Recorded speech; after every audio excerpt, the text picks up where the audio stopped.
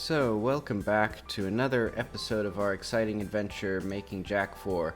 Well, our exciting adventure, it's my exciting adventure. I'm just streaming it to you, you haven't done anything yet. So, you're kind of not pulling your weight here, so I will have to fire you. We don't have like a severance package or anything. I can make a meatloaf sandwich for you. I've been making a bunch of those recently. I made a couple of those. And I still have like 4 pounds of beef and veal, which is pretty cool. I've never had veal before. Last time I made meatloaf, it was just beef and pork, which isn't accurate. But now I don't eat pork. I've converted to Islam, so I don't eat pork anymore. No, I haven't, but... Alright, let's see. I want to make some fun video game content, but I want to do it over here because I've been working over here for the past like week, and I'm bored of it. I'm tired of it. Let's see, this music is still a bit louder on your end than mine. That seems about right. So yeah, I want to do something with this because this looks fun. Oh wait, no, I have like an end game enemy here. I don't want him here. This is a fun little walking around place. This isn't like an epic combat area place.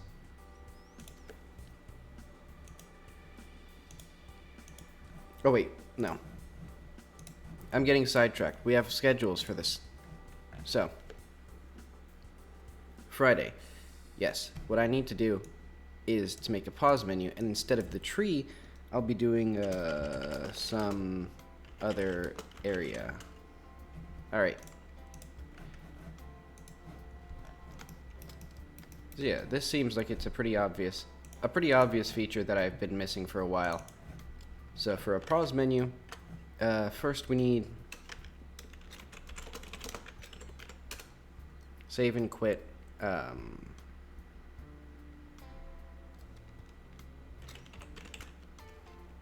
Maybe reload. Will be resume, reload, save, and quit. And then there will be options.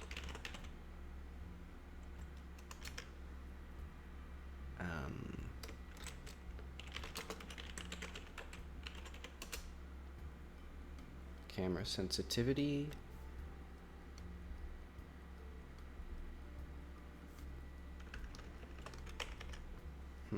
Trying to think of how I want to do this.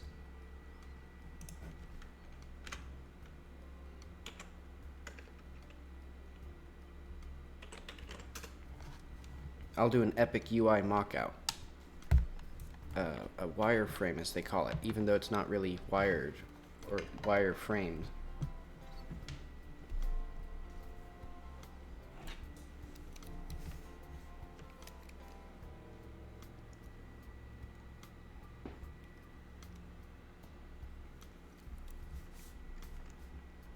So I'm thinking it'll be pretty simple. It might just be sort of like a very console friendly or like controller friendly thing. So it's like I'll just put like X, Y, Z. So it's like these are your options. So it's like, and then when you press a button, if it needs to bring up a sub menu, it'll just like fade this out and it'll bring up another one.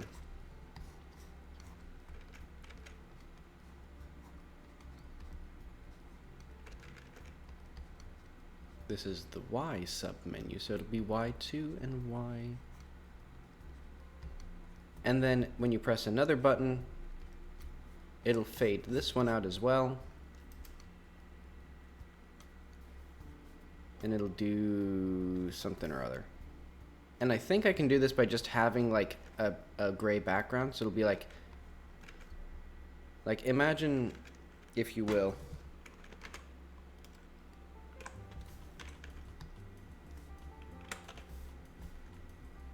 this is the screen for the world. So Jackie's here. This is Jackie. This is what she looks like now.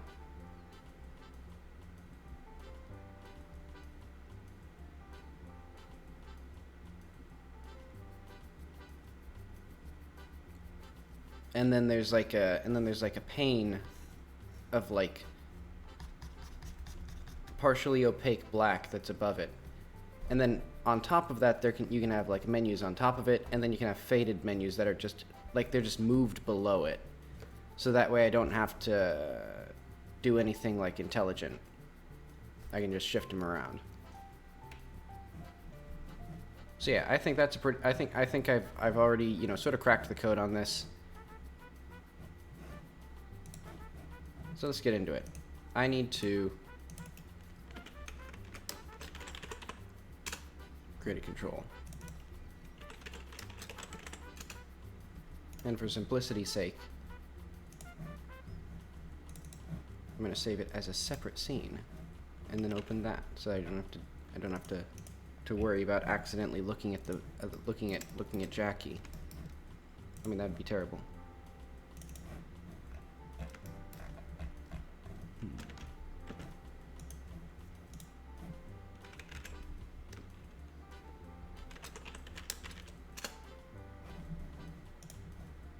I want it to maintain sort of the, I should have, alright, what is our go-to style for this?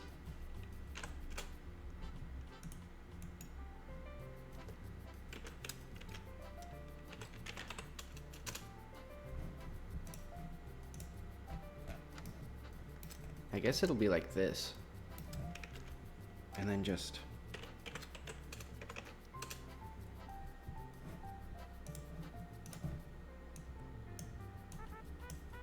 so it'll be like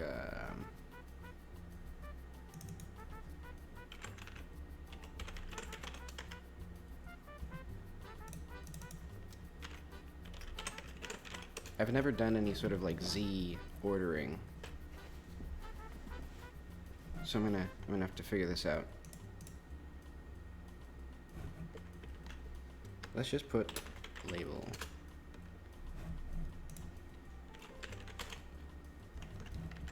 Oh wait. Yeah, so the foreground is a series of horizontally aligned boxes, and then each little sub-menu is going to be a V box.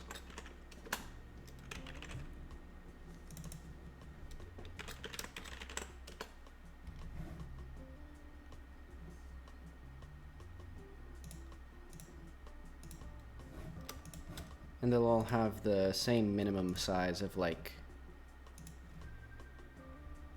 I don't know, 450? That seems excessive.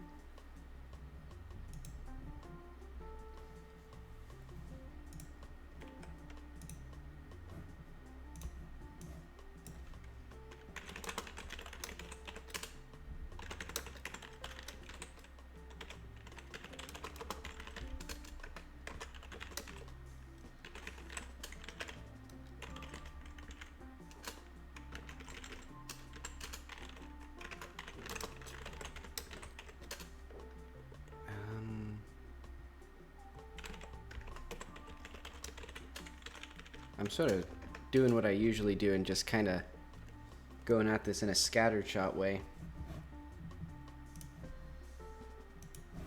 But basically what I'm doing is this will handle all of the logic of pausing and unpausing, but it won't directly handle the input unless it's actually paused. Otherwise the player will handle it. Because that way, because there's logic in the player, I think, for when the game is supposed to pause. Oh wait, I also need to add that.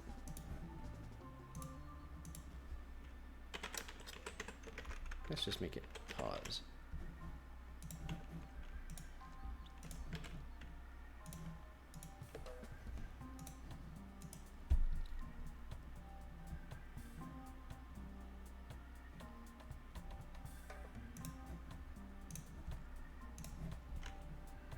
And I might put the inventory and map here. Do I have those yet? Maybe I should do those tomorrow? Maybe I should do those today.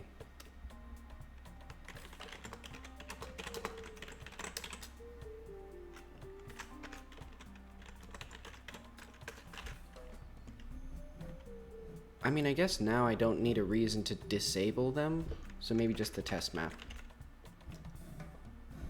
Because yeah, the reason I was going to make an inventory screen at all was so that you could disable the move speed up, because it felt so bad, but I think the better option is to just not have move speed up if it feels bad.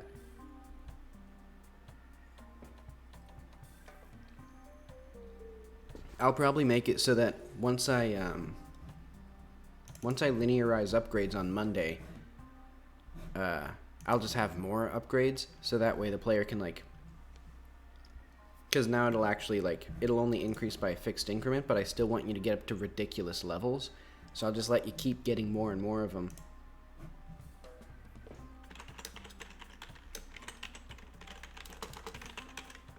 And then also show itself.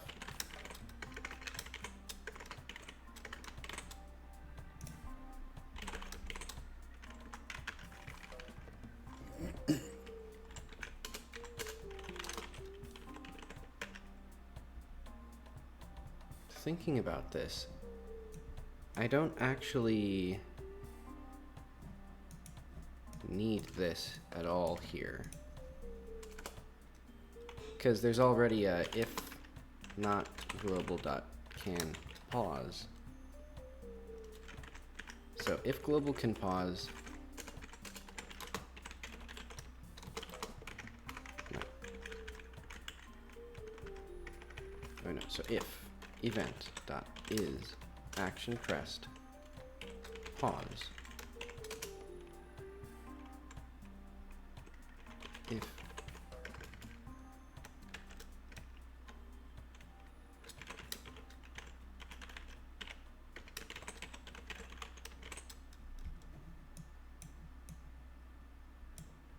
I'll just hide it at startup.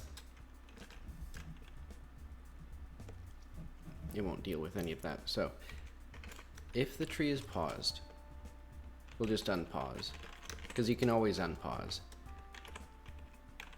Otherwise, if you can pause and whatchabob, I don't know what else to do. And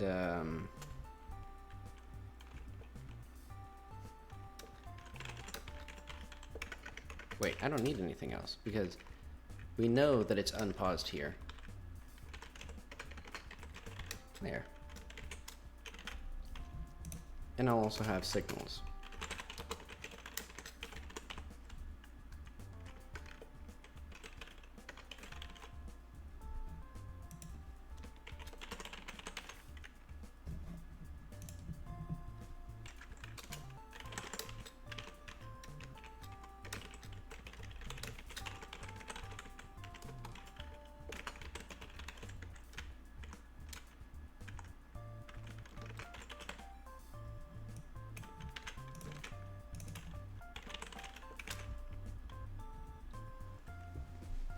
And yeah, I could make these both the same function with just one parameter. I'm not going to.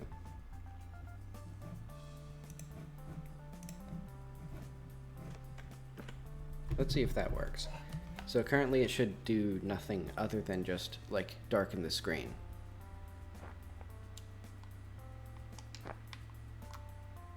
Yeah, look at that. Also, I'm running at like 30 FPS still.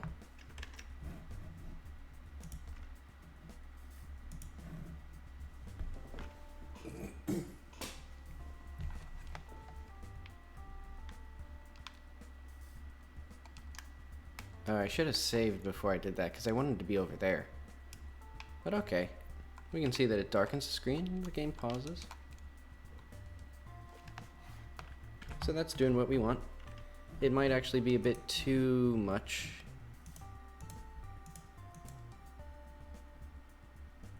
So what I'm going to do is I'm going to do a...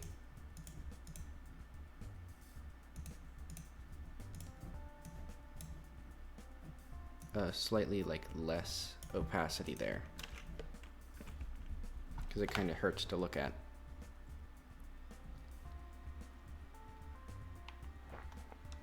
Also, someday I should figure out how to just render one frame to an image and then just like stop rendering the rest of the scene. You know what? I've cowered it out. It's gonna be what it was before.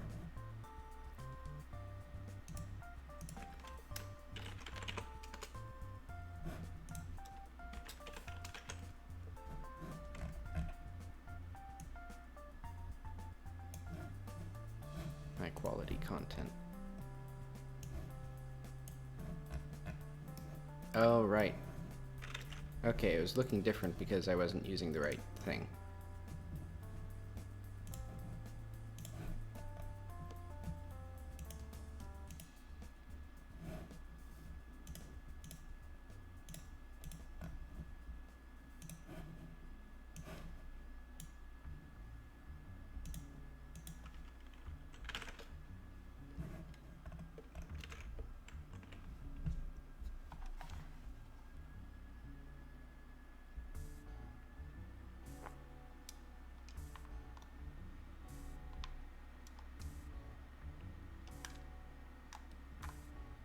Sort of high in the corner. And also maybe I should hide the rest of the UI when the player is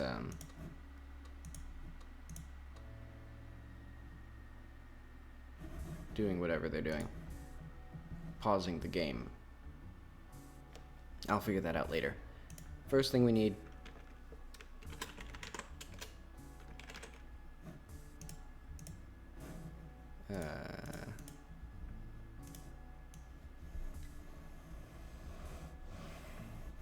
No matter which way I move, my mouse is going the same direction. Okay.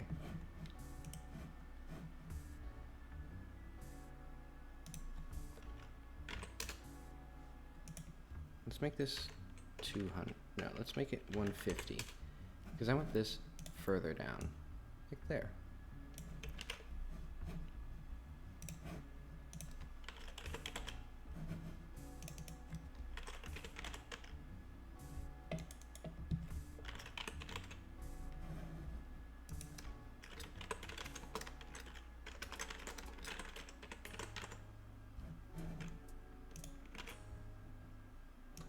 Maybe I'll do options first.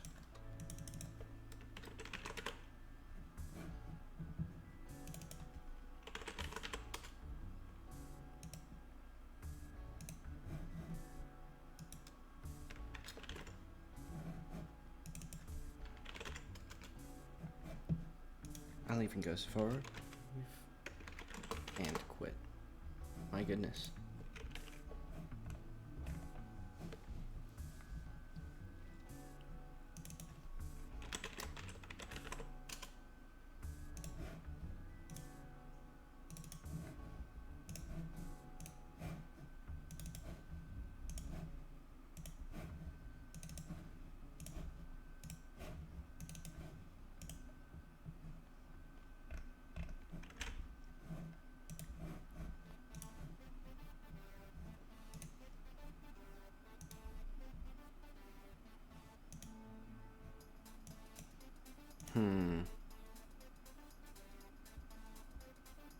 I was hoping that would do exactly what I wanted with no issues whatsoever. It appears it does not. What if... Okay. So that's gonna be...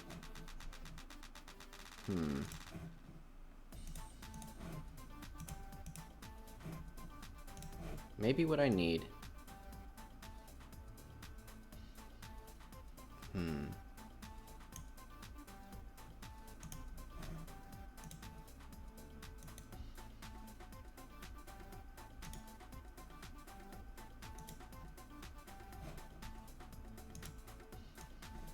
Actually, what if I just limited the visibility of it?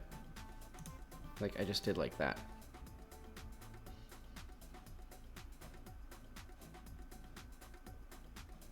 And then made it like, and then made it ignore the input.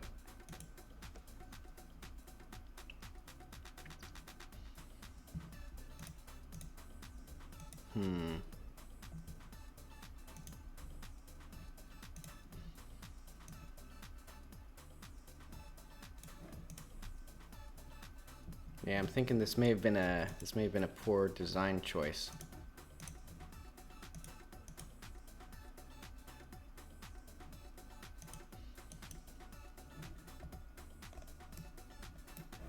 Oh well.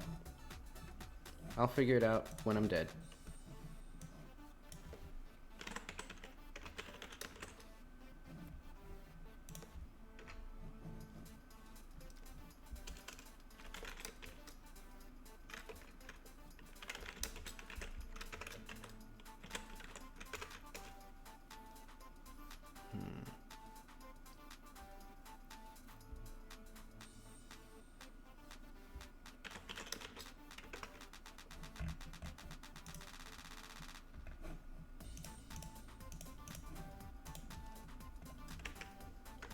Alright, so for now, I'm gonna add a note to do mark visible.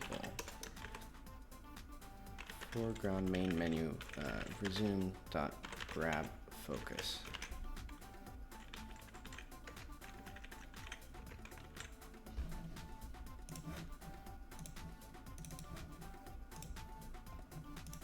And for quitting, first it saves, then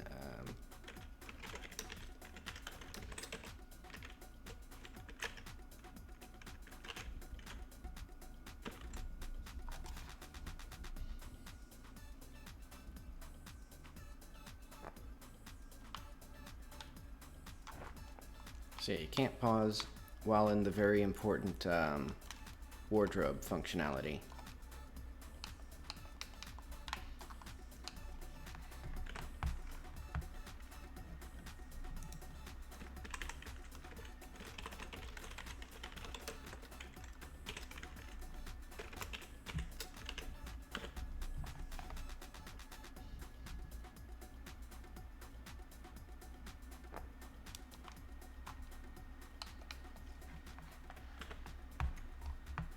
Also, why am I not getting the focus on this button?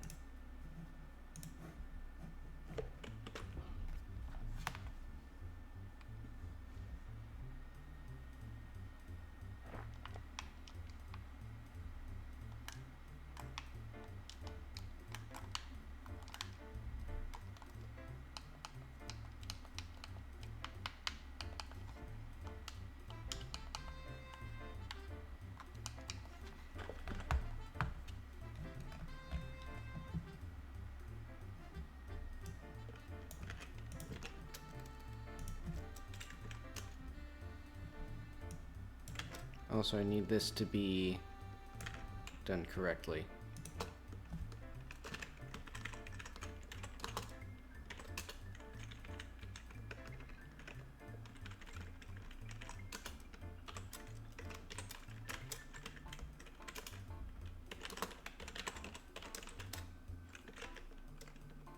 UI cancel.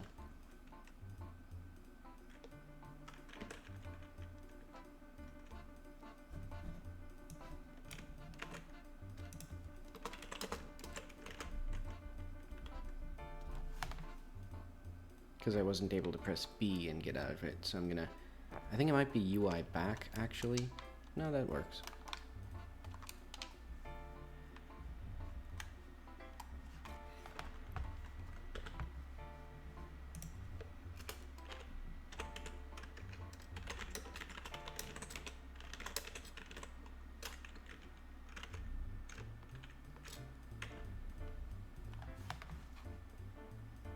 And I don't want the player to accidentally back out of something if they pause while, like, in dialogue or whatever.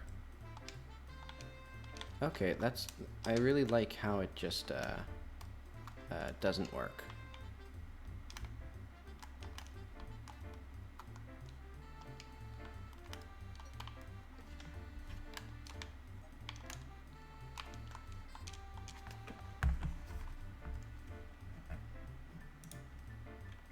Wait, I'm stupid. This is supposed to be in pause.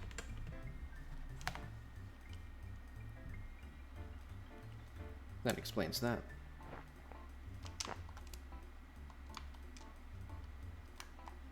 Let's see, resume. Options does nothing. Reload from checkpoint does nothing. Save and quit. And let's see if it's saved.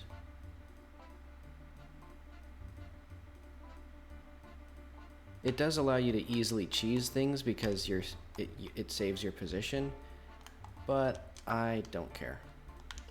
That's fine.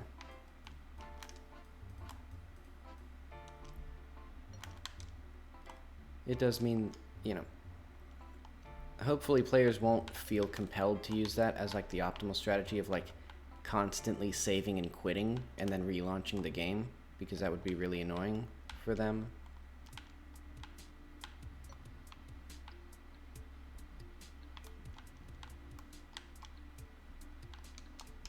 Also, I made this new little area. I want there to be sort of like more verticality, so this is just a little taste of that. I want there to be like multiple tiers to the levels that, or little areas that you're exploring. I guess it's not really a level. And then like these little places where you can, oh, I thought I fixed this. What the heck?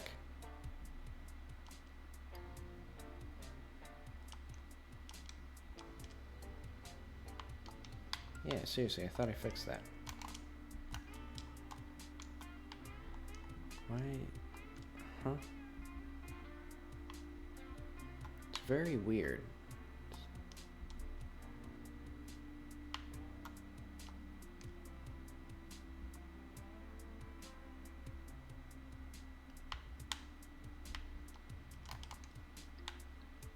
Yeah, because I had to re-add that ceiling cast. Oh, and I can't ledge grab here because the ceiling cast, I think, is getting in the way of that.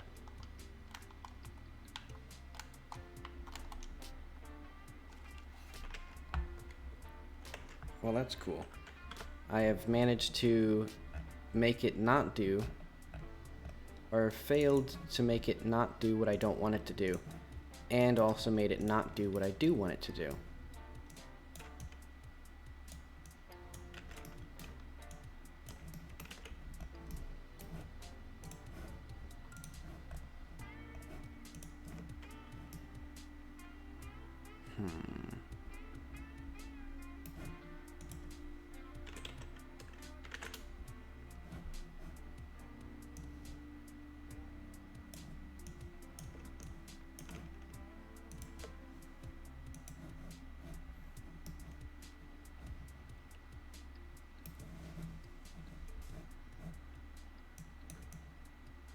It's gotta be something like that, I think.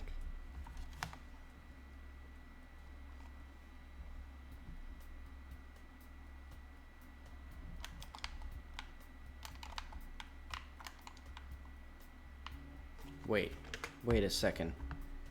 Oh no, it is enabled. I thought it was disabled for a minute, but... Okay, so, two annoying things. I think I should be able to ledge grab on these. Like, that seems like it's way more inconsistent than it used to be.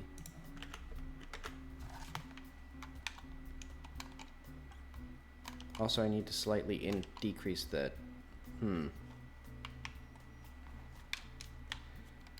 I don't know how to feel about this.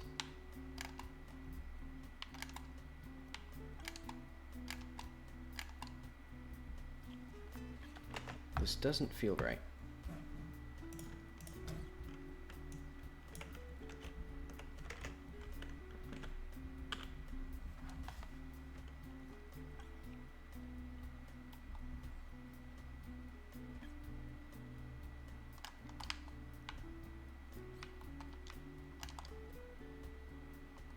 Okay, that's a bit more flexible. Because now you can ledge grab a good deal more forward. Though that doesn't really solve the issue of the ceiling collision.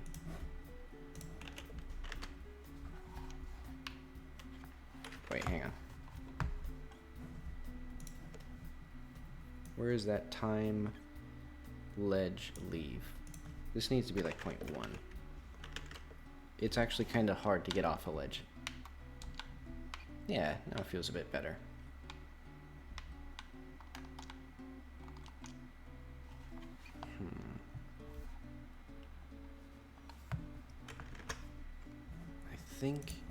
I think I'm thinking about this wrong. I think it needs to be, if the player's colliding like with something here that goes up, it shouldn't work. Like, you shouldn't be able to ledge grab it. That might be too far.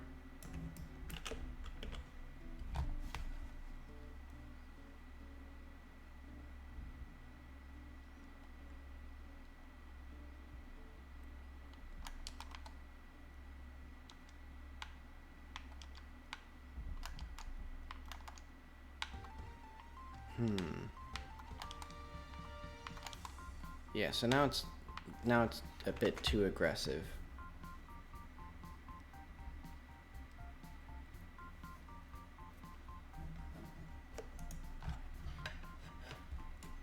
All right, let's go to the drawing board.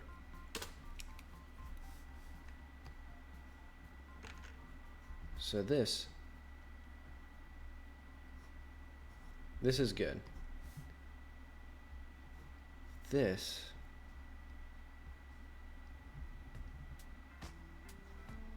is bad. Okay, well, the obvious difference is here. I'm thinking about that wrong then. Because this is not, like, this is perfectly fine. It needs to be like here. So yeah, if the player's like... And that makes way more sense, because there's no reason, like, these two should overlap. Because that would mean that it would, like, cancel out if you're, like, grabbing onto a narrow floor.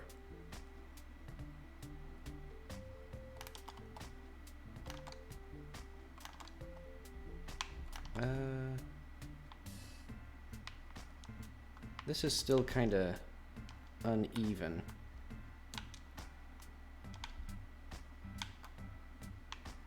I guess it's consistent enough. Like, you have to be, it's a bit fiddly. Huh. Maybe I should change these back a bit. I mean, that is kind of funny, but...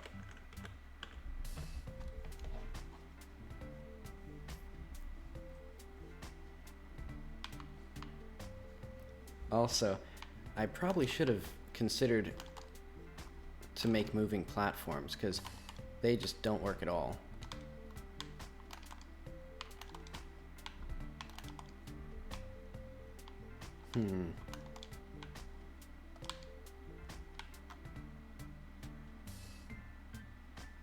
What needs to be fixed here?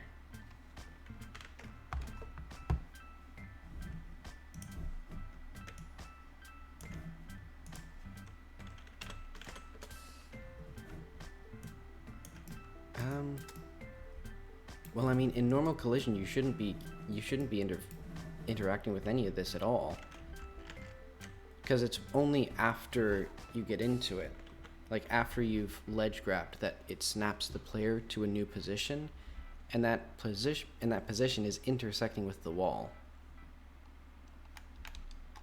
But who knows? It seems to be, it'll at least fix this problem. Yeah, because it'll fix this, because I added the ability to, or I shrunk the hitbox when you crouch jump, so that way, because there were some issues, I got stuck in here without that. Like, when I got down here, I couldn't jump out because I was too big when I jumped. And also, I need to do something a bit more with the camera when you're in really tight spaces like this.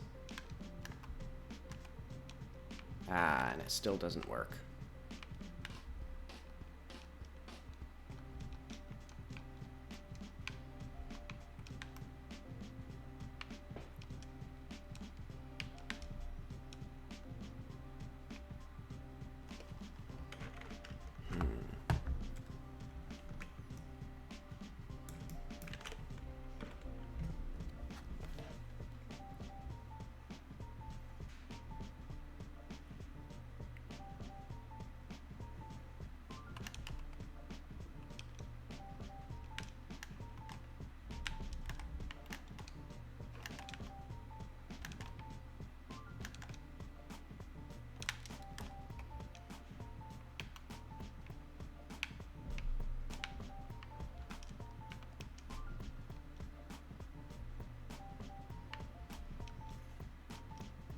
Yeah, it's kind of screwed up.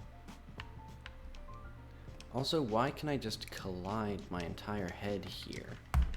Like, that's not correct. I think I did something messed up with,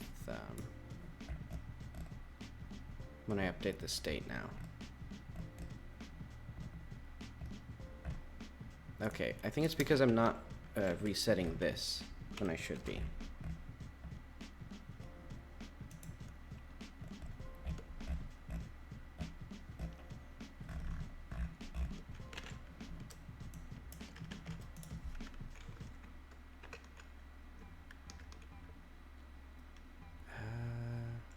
True, false.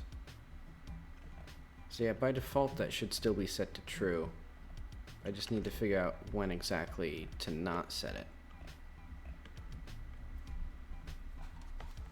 I'll assume it's fine.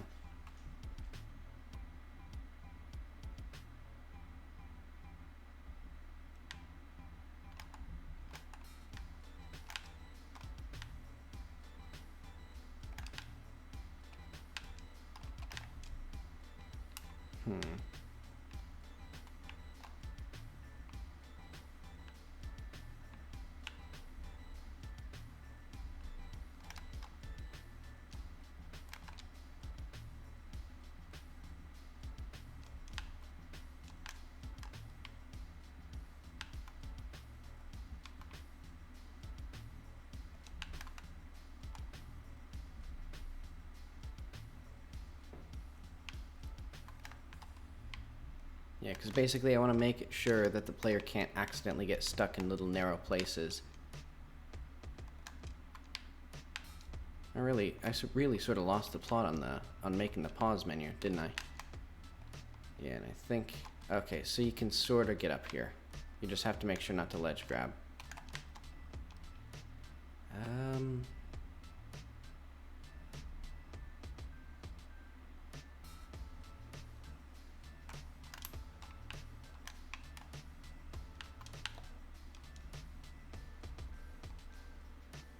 Also, I need to get in the habit of using the left trigger instead of the left bumper, so that way it doesn't click and clack so much.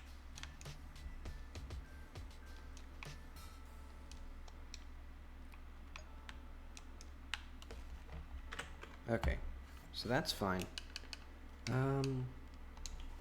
I can do the reload from checkpoint. Or I guess, it's not actually reloading to checkpoint. So it'll be return to checkpoint.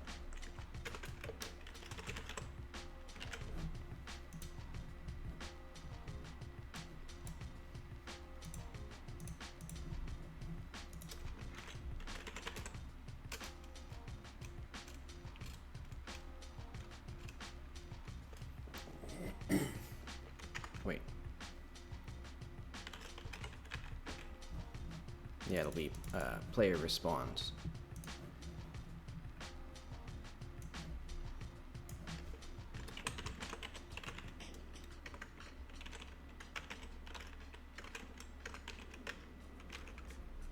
That's good code right there.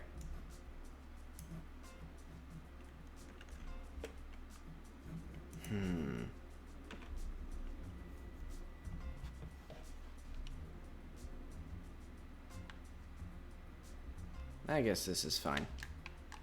Because basically, it does mean that if you save and quit, then when you return to your checkpoint... Oh.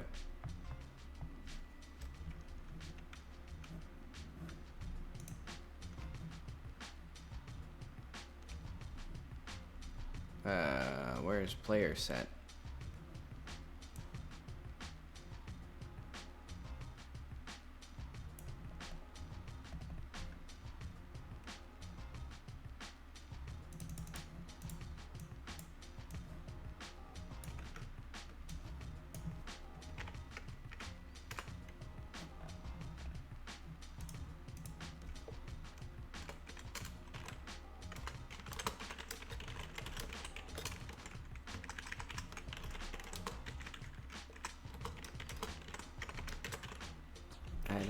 I don't know what was going on with that, but I'm just gonna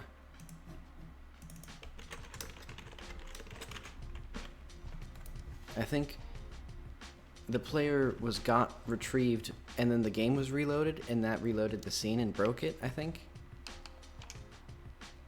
Oh, and it doesn't unpause.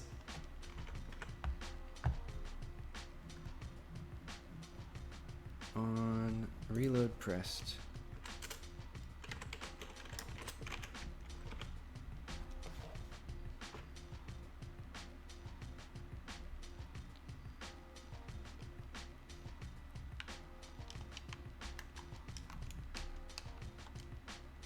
God, I should have put return to checkpoint, not return to checkpoint.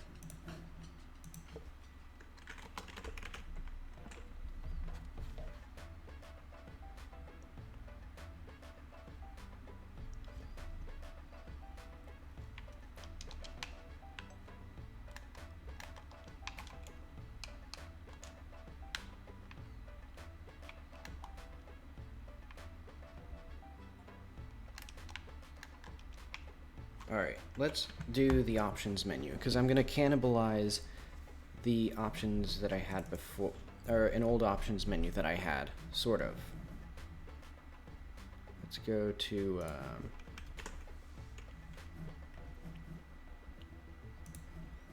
would it be in Tech and Tools? Fast options menu. Yeah.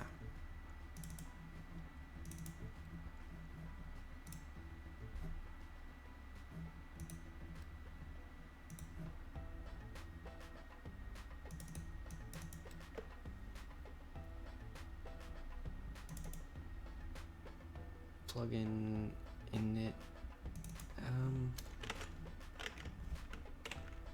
Not what I want. It's also not what I want. Options menu.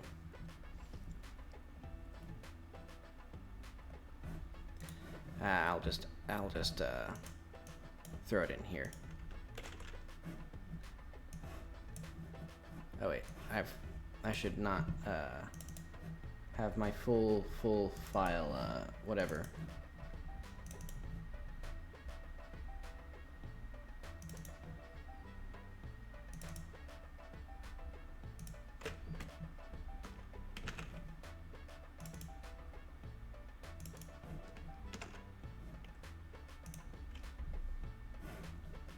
Okay.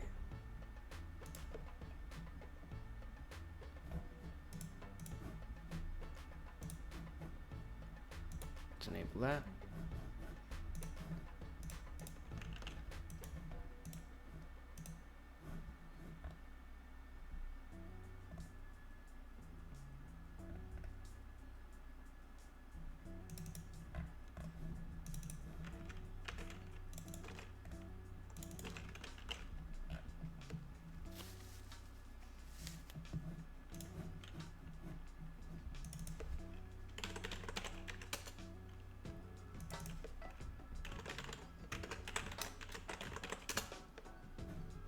And I'm gonna sort of actually tear apart this this options menu. But yeah, it was done pretty badly because I wanted the ability to just like to add it as a node, so I can do like, if I go back to here, I can do Control A.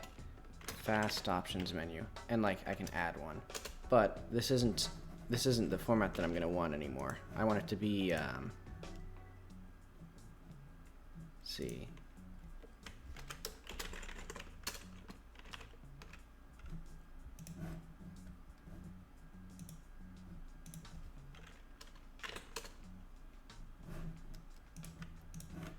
I need to have all of these have the same thing. Yeah, basically it'll have options like display, controls,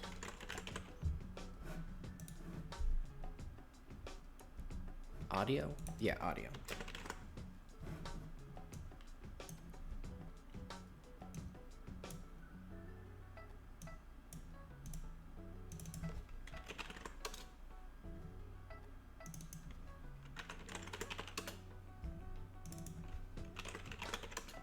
And then when you press one of those, it'll show up one of these. So it'll be like, this will be like,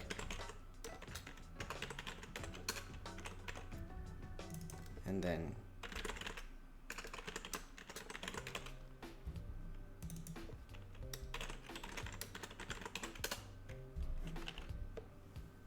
so yeah, because the options menu, it's a big complex thing, and right now what it does is it takes a list of so if I just hijack this for a bit, maybe. Now if I just add a fast options menu.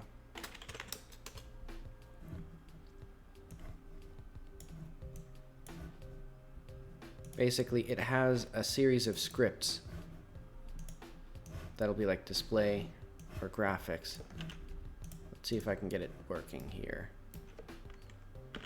And then it uses that script to automatically populate the options. Oh, how did this happen? Oh, what? What the hell?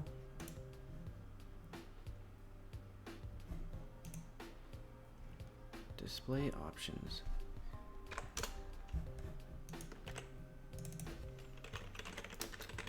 Alright, that's a new one. Oh, okay.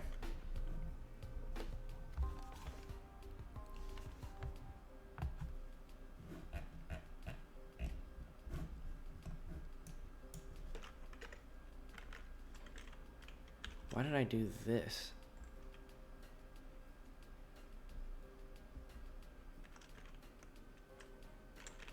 Oh well.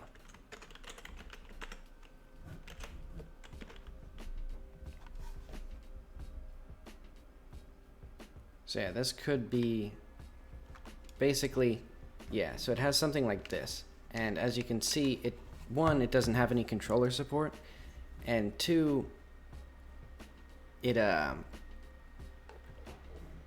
it's just kind of like, it's neat, but it's also kind of clunky. So I'm gonna try and like pull apart, I think, a lot of this. So I'm gonna disable that, gonna delete that, and I'm gonna try to tease apart the code that I want, which is the ability to automatically generate those options and like have the things applied to it. And I'll also show how these settings work. So basically, each settings file, it just exports whatever range you want, and then this is code that's used for generating the menu.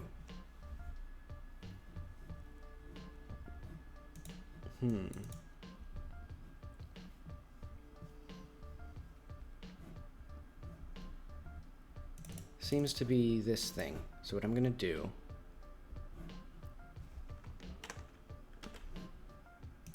is create a sub menu or options menu.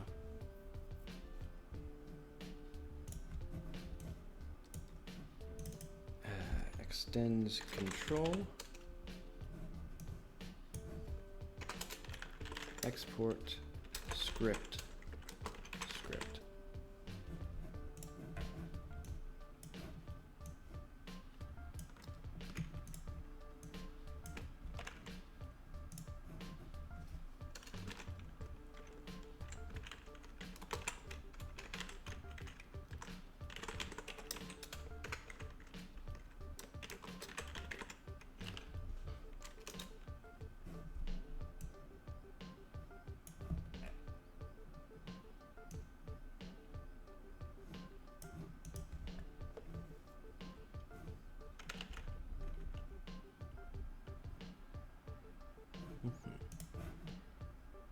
And yeah, that way, once I get this working, type real time in string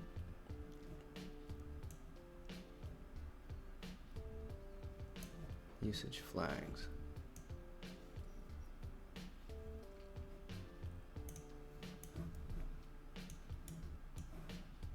So I guess I need this. And then I'll also do user/settings config.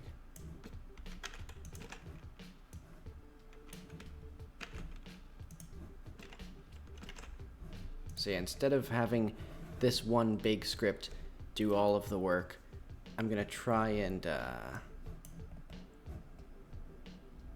let's see, clear. No, wait, no. Okay, so that's a dictionary.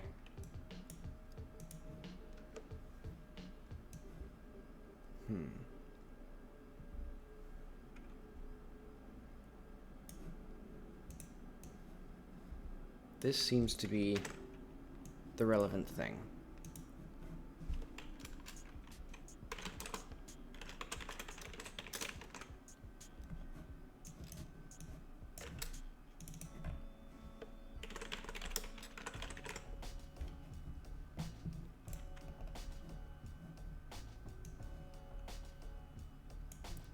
All right, I don't need to keep track of that.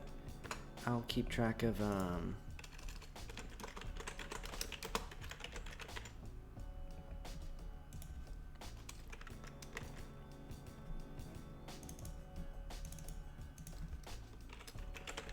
it'll keep track of its options object.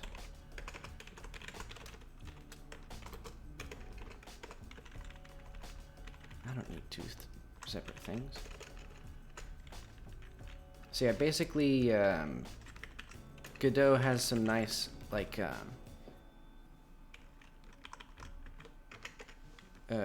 reflection properties. So what this is doing is it checks for things like the name of the option,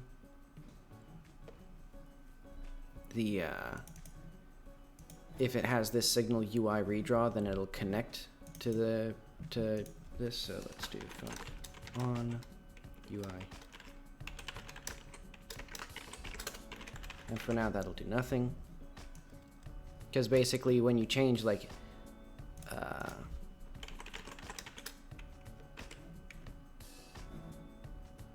am I thinking of?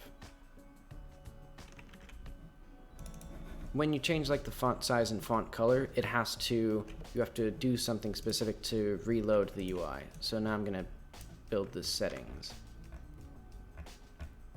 Why is that not? Oh, it's load settings and then build menu.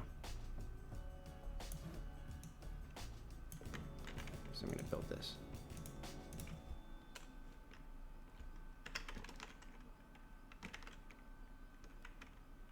Wait, no, I don't need this. This is...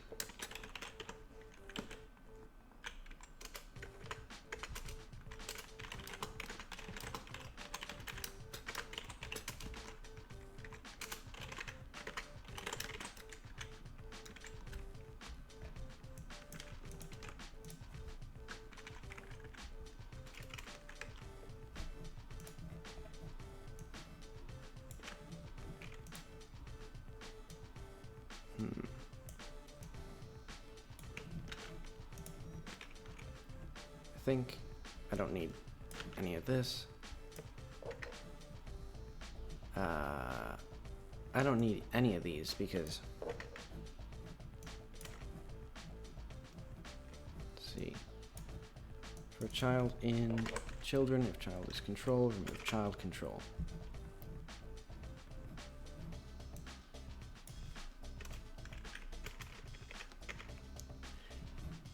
All right, so the populate submenu is what I actually needed.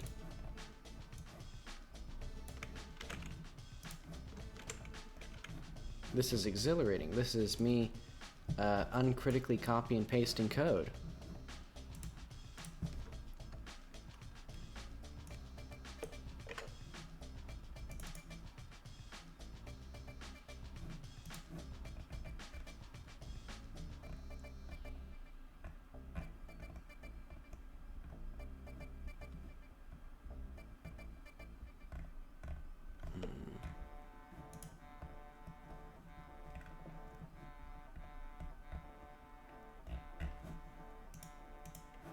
Where is export var defined?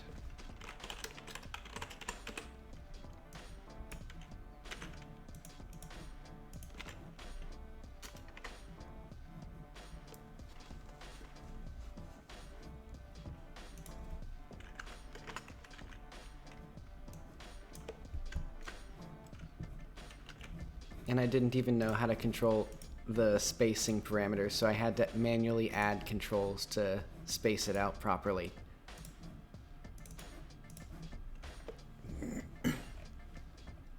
And so yeah, this is the code for actually like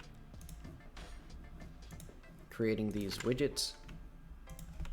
Because basically for each property in the script, so if we go back to our default options, so for each of these properties, it'll read all of this information and then it'll generate the appropriate widget.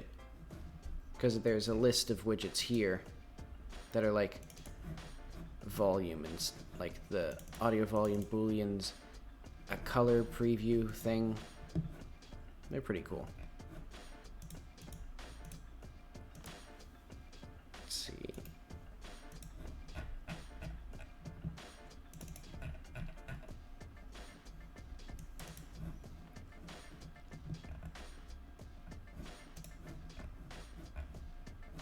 Link widget.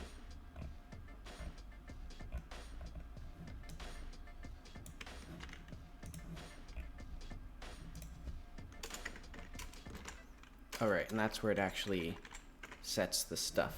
So, yeah, this set option hint, set option value, and then the connect are what'll actually apply all of the relevant stuff.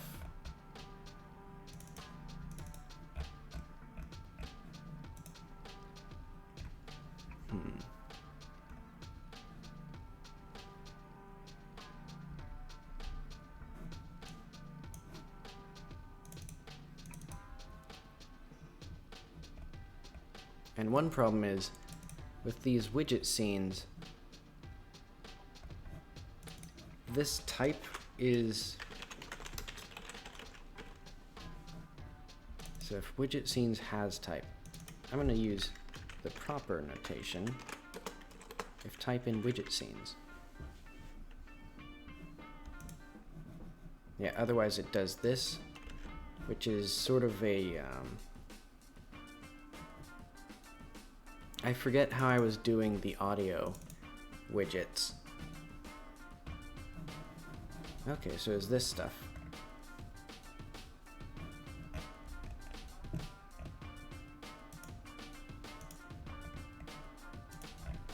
Alright, so with all that mess, let's just create a new folder for settings.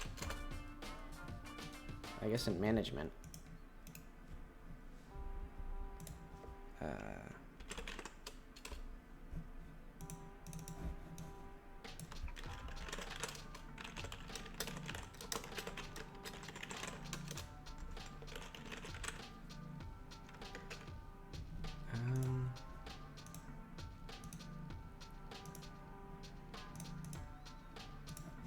Export for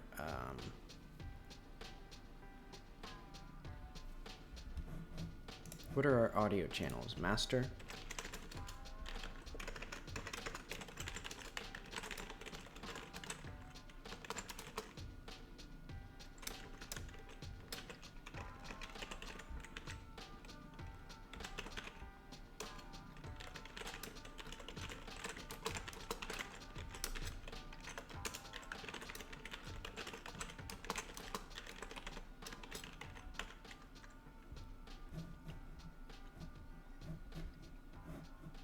I'm gonna do a fun little thing.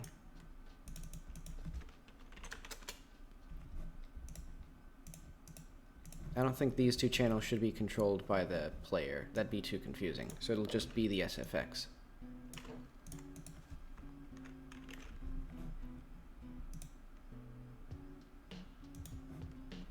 I don't think I ever successfully used this options menu, or at least the volume widget.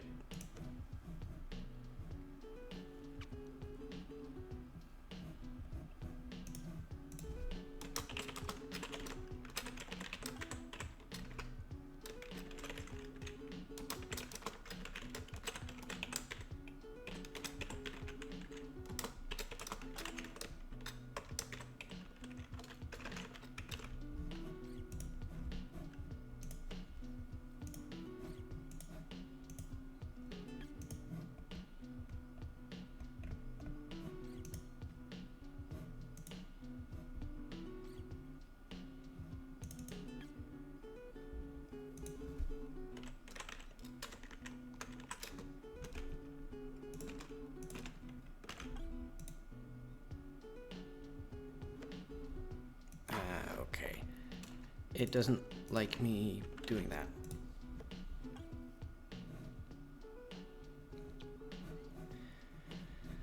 Alright, that was a lot of ceremony for basically what I'm about to do. So, for the audio options, let's say this is visible by default.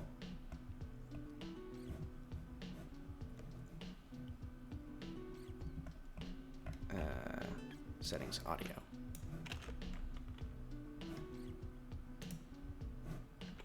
So let's see if this crashes and burns. Oh wait, it doesn't call the redraw function.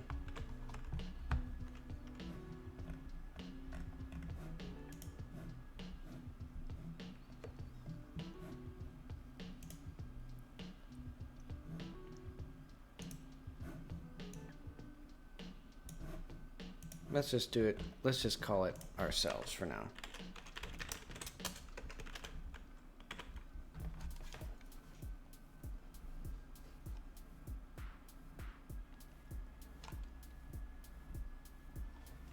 Okay, so that's what I was expecting. So it keeps track of that, but it doesn't have any widget available. So we can go to the getting the widget.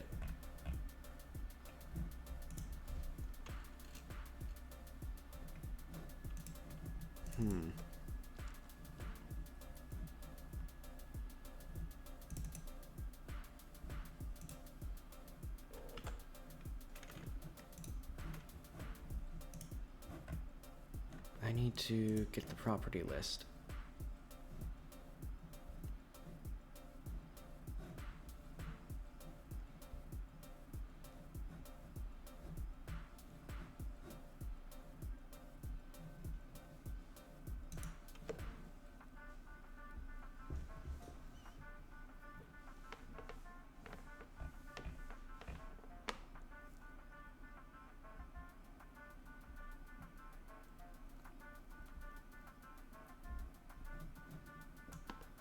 Okay, so let's get, oh wait, no.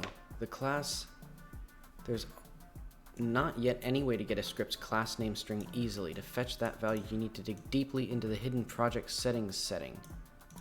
An array of dictionaries called global script classes.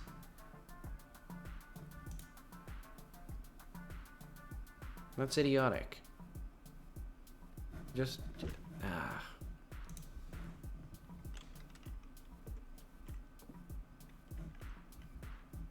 Alright, so I can just do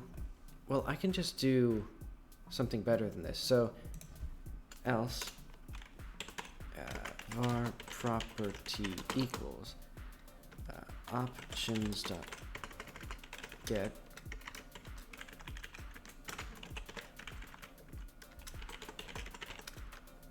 name. If value is audio channel, return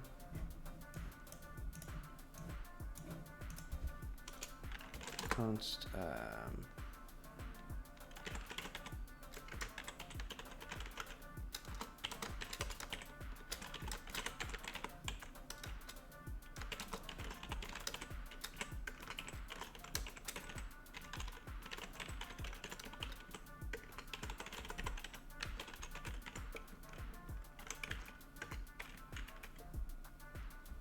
widgets slash volume widget.tscn.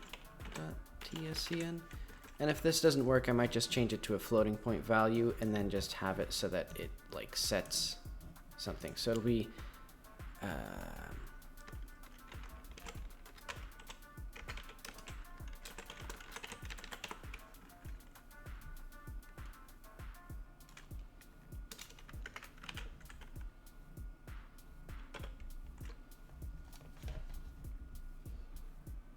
wait, it needs to instance it.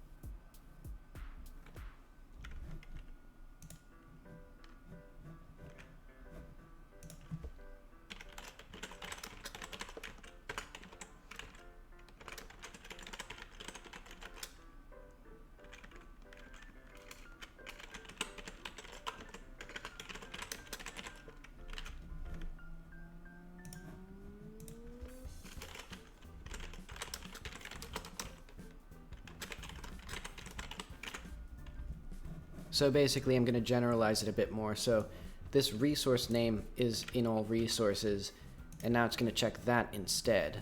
So if value is resource and value resource name is in the custom widgets.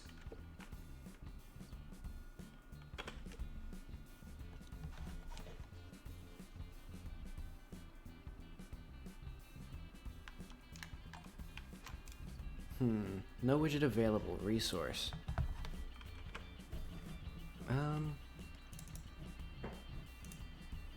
Widget available.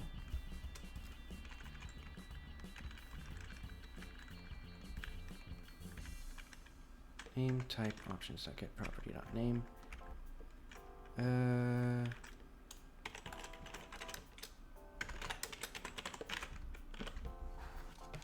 It should be a resource. Like, it should always be a resource. Unless it's not, in which case. Oh well.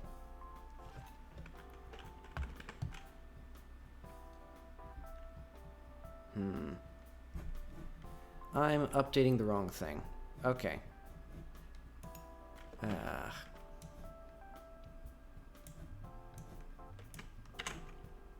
Good job for me.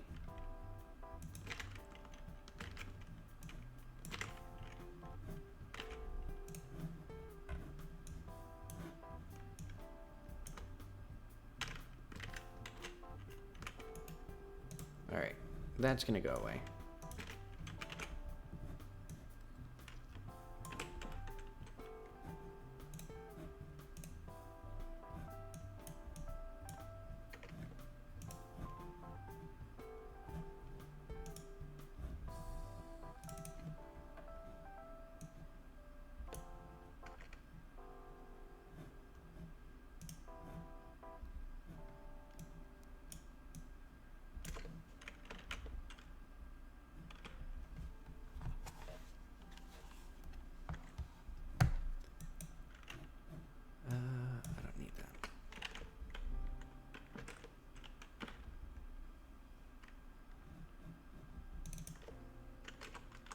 I should have known.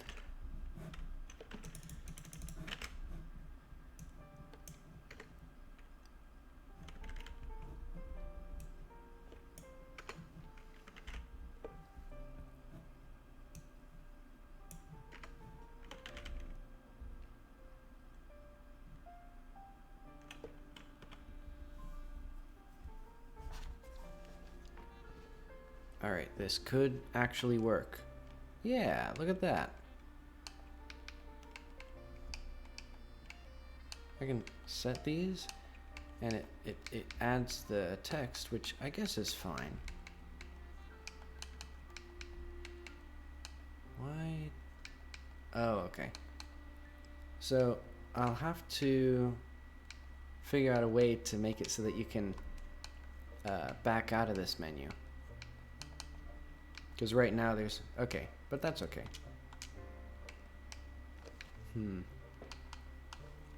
I also need the ability to mute, because I'm pressing A, and I think it'll just need to be like... Volume widget.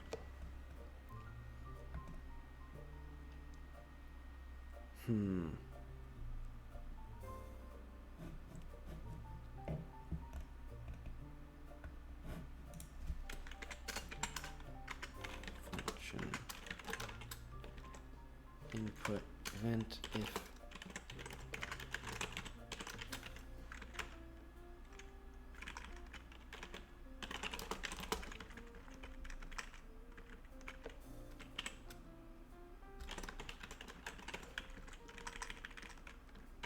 Okay, so anytime it's visible and the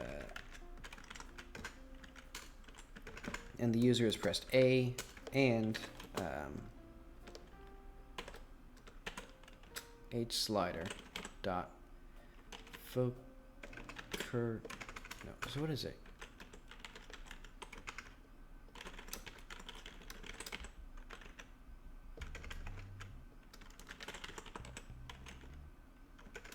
I'm trying to remember how to get the currently focused object.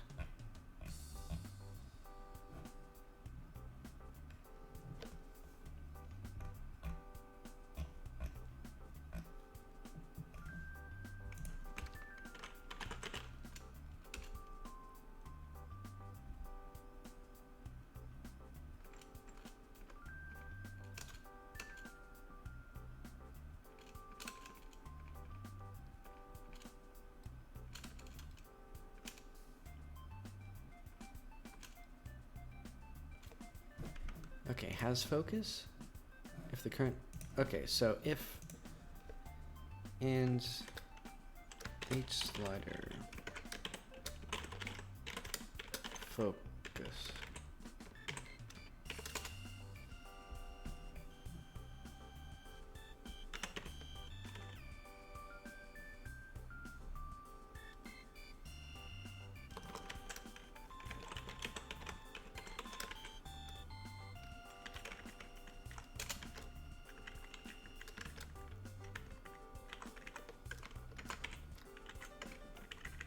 And that'll basically just toggle it. So let's see if that works. And I don't... Well, this might actually be able to do something right now.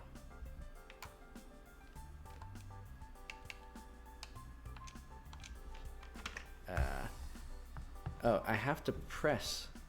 I have to manually press mute.toggle? How do I press a button?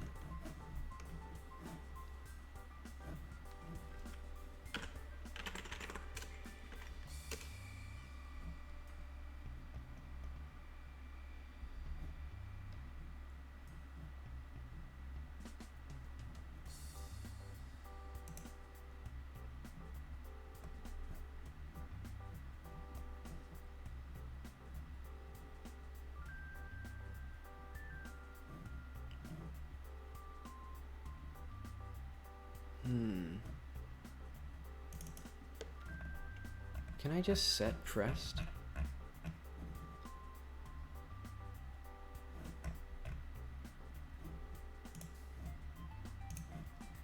Mute.pressed equals not mute.pressed. Basically, I just want it to act as if you would press the button yourself.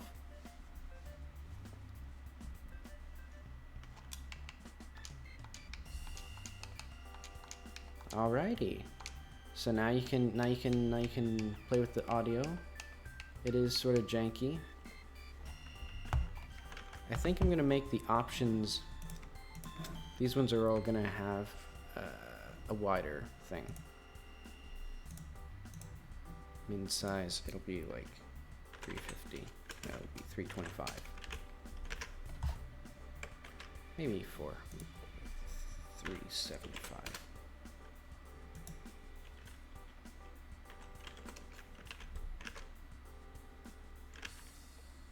You know what? I'm going all the way to 400. My final offer. And now I just need to do everything else that I need to do.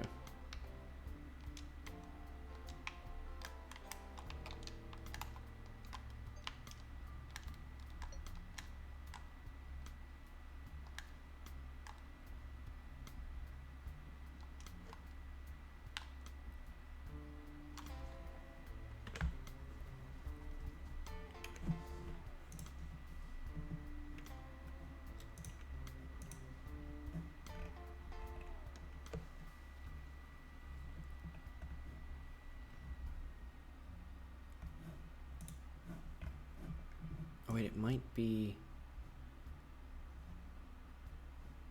What am I doing?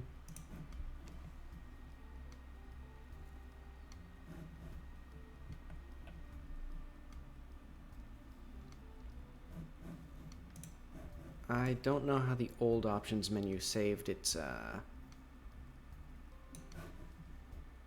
Oh wait, I do know. It had to use the CFG file. So I'll figure out the saving and loading soon, but I'm gonna add the other options. So it'll be like management, new script.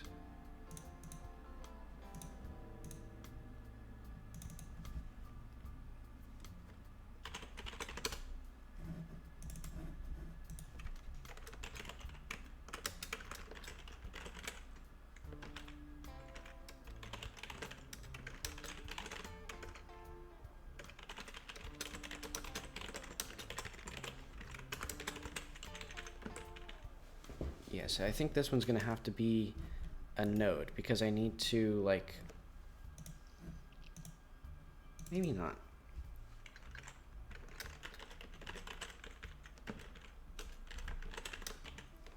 export pool.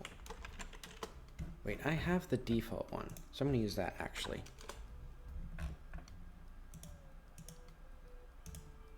Yeah, because this does what I want, I think. Well, it and the graphics option, so I'm just gonna merge them.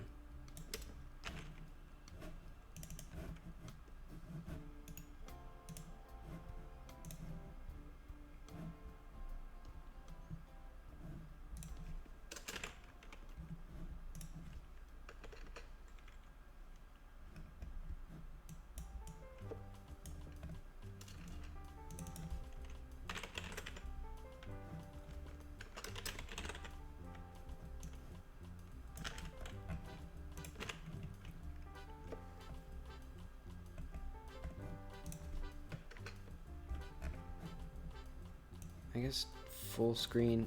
I guess these should be in front of the display, or the more like specific display settings.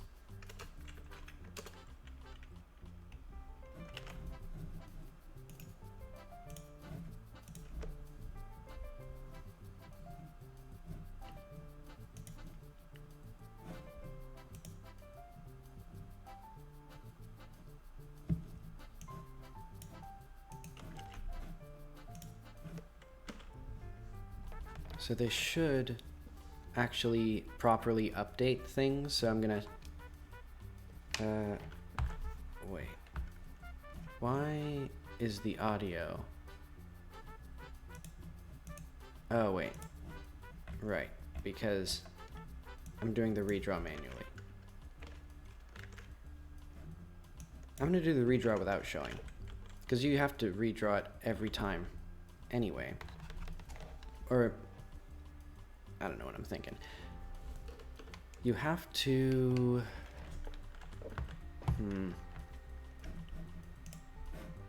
Oh, wait. Okay. I did that wrong. This needs to be an options menu. And then it needs to have the display setting.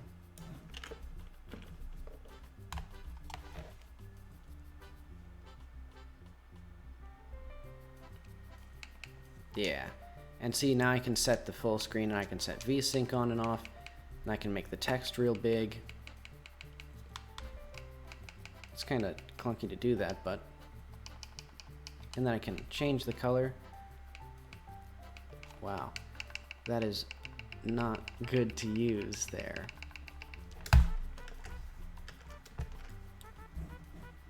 Maybe I can...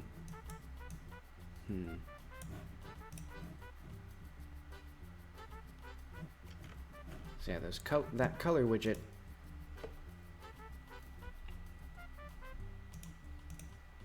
I think I need to edit the color widget.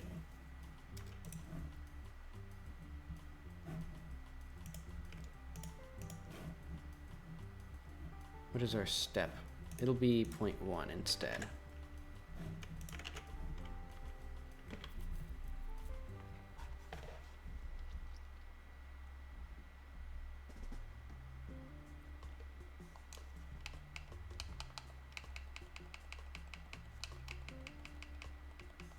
So yeah, now you can have any text color that you want, though it doesn't set it properly right now. Oh, and I can't properly exit. Oh well. But yeah, look at that, and all the fonts are set properly. I think the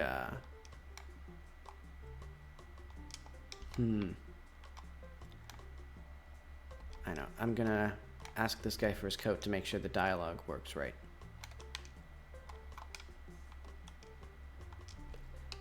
Let's see. It doesn't for the default codes. I'm gonna see about...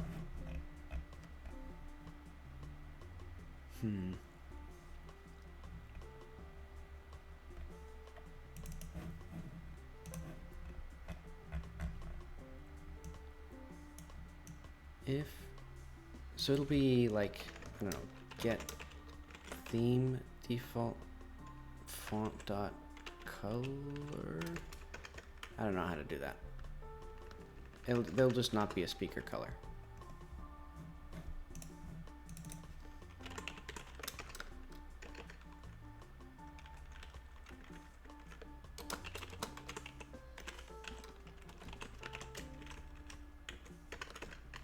and it'll have, by default, because it's a dark background, the color won't reasonably be black. So if the color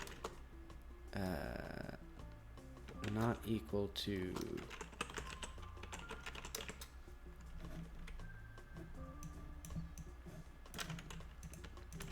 basically it overrides the color if it's something other than black.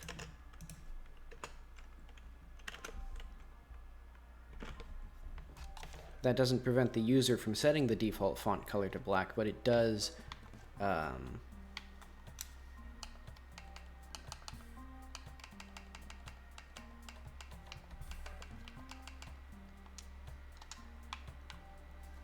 look at that. Just bad looking.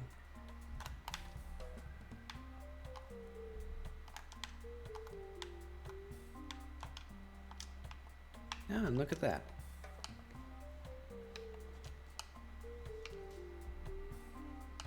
So yeah, and the player character still has their own custom little thing. Actually, I was lying. This guy's coat sucks.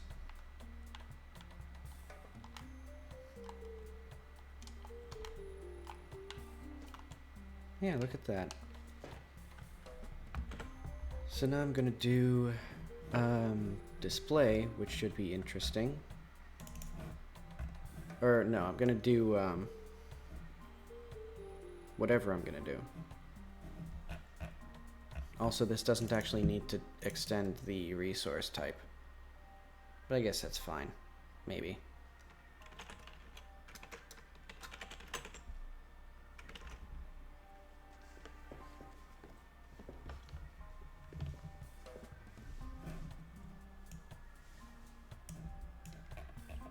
I'm gonna move this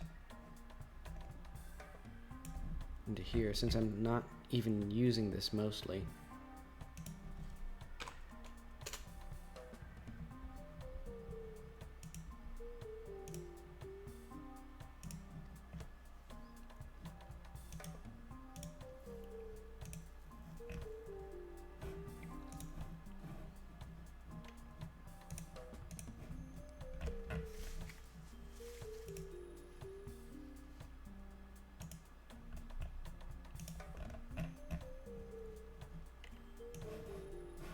Yeah, I should rework the options menu so that it's actually done properly.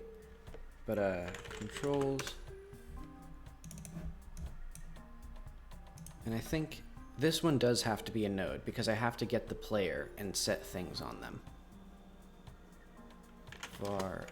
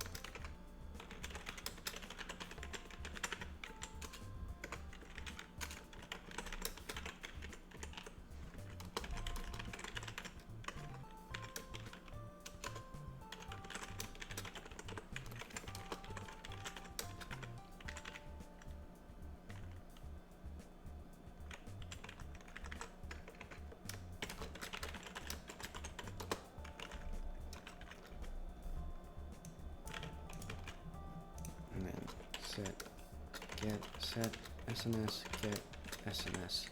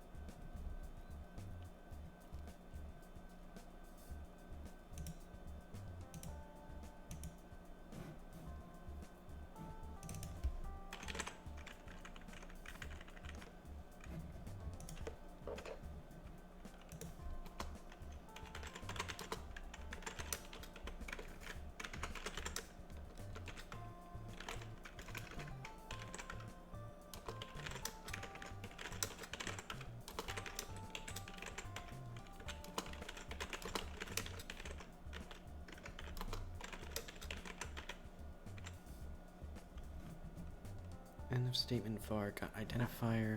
Oh, I think I need a comma here. Yeah, okay. That's what I was missing.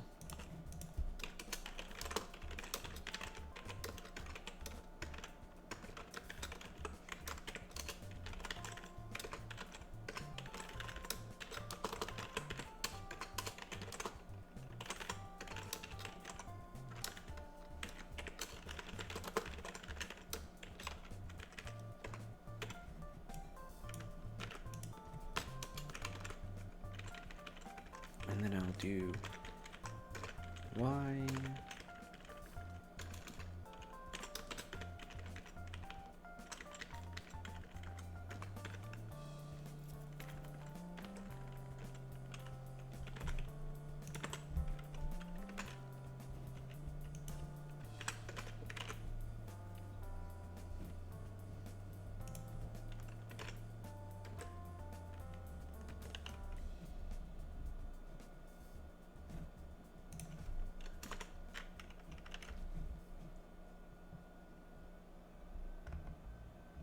Okay. I now need to have the camera sensitivity here, I think? No, I need it in... I'm gonna have it in the player camera rig.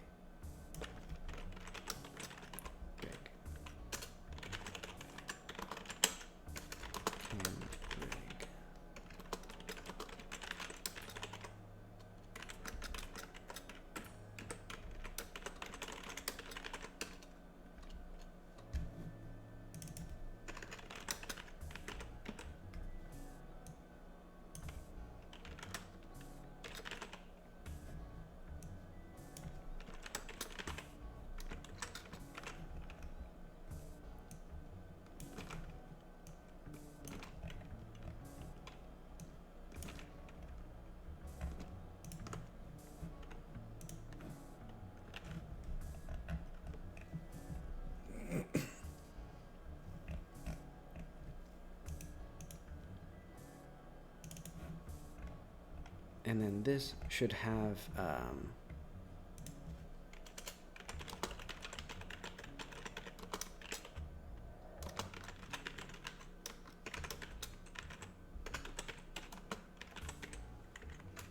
let's do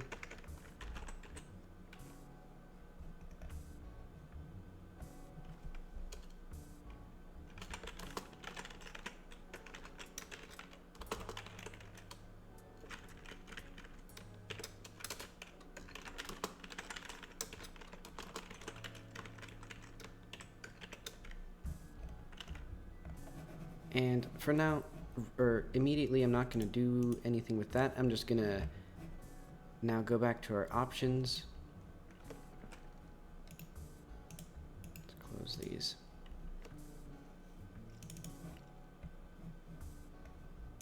And let's get...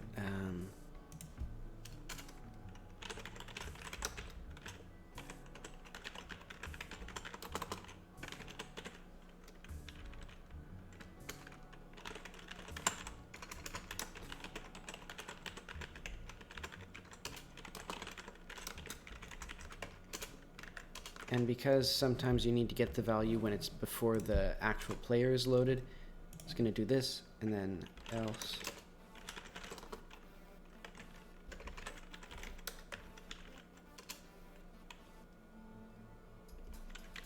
I guess it has to do it for all of these.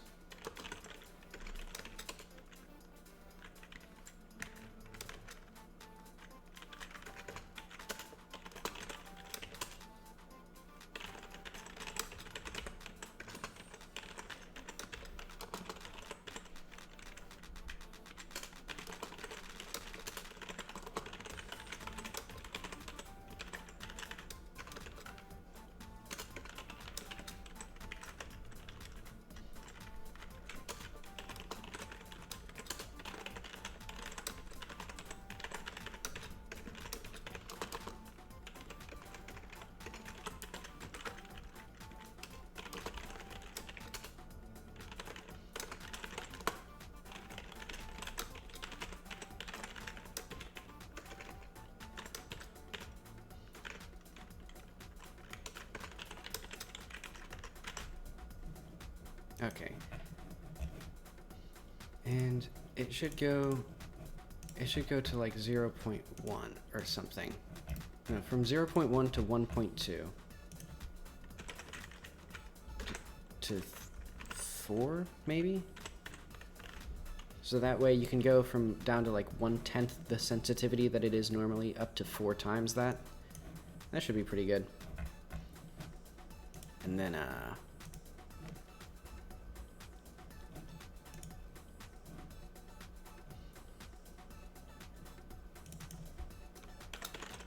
guess that has to do that.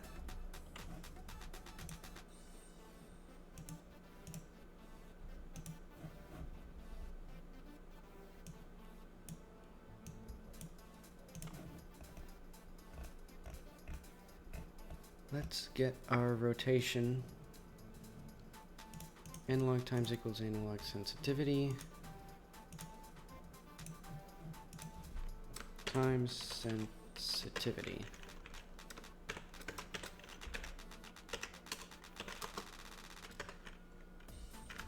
I know.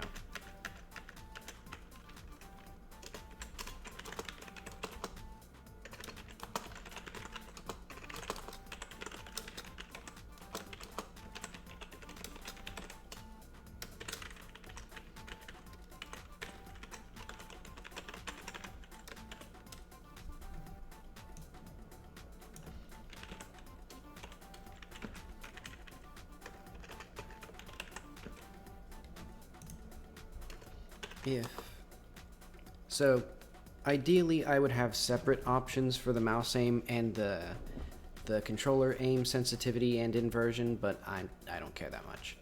So if invert x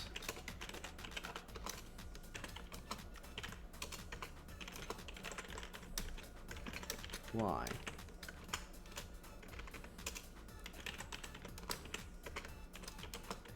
-1.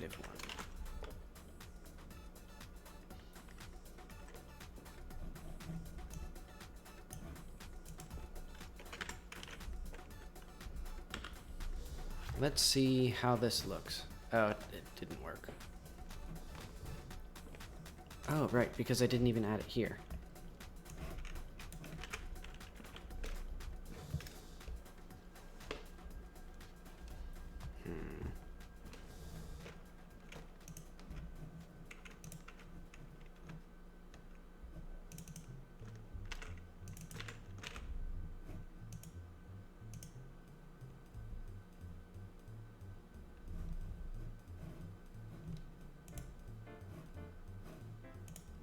Wait, so that means that the player is something. And it doesn't tell me the local variables here. That's awesome.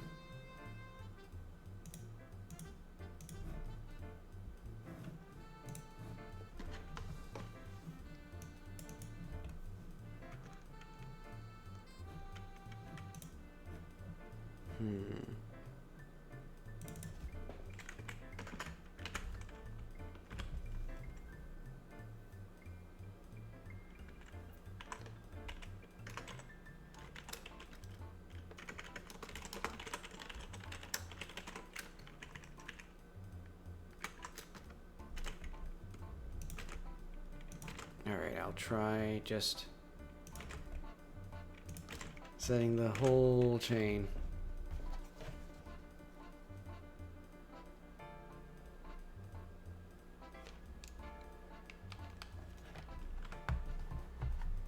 Right, I gotta set this visible.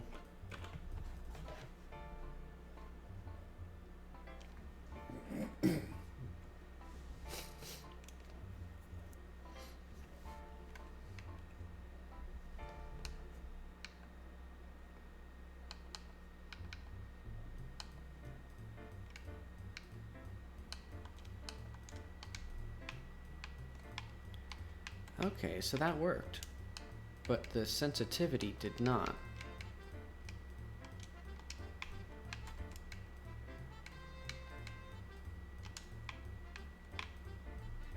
Well, I mean, that does work, but I need to,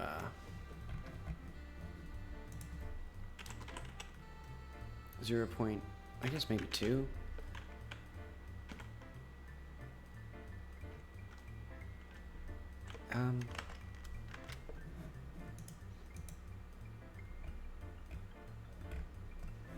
Oh wait, I don't have the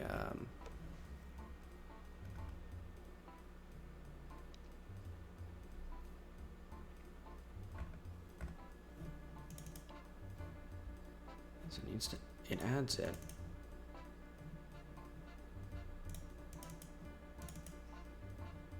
I think it may need to do this in a deferred thing. So like call it, because I think it needs to do that a frame later to get everything properly set up.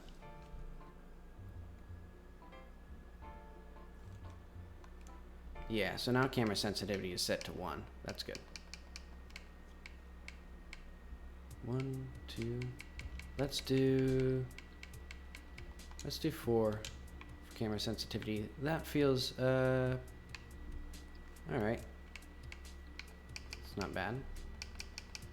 Let's go down to 0.1. Cinematic. How does the mouse feel with that? Okay, and you can do basically whatever you want with the mouse. And I'm assuming that people aren't going to be like switching between the two, so it doesn't really matter if it affects both of them.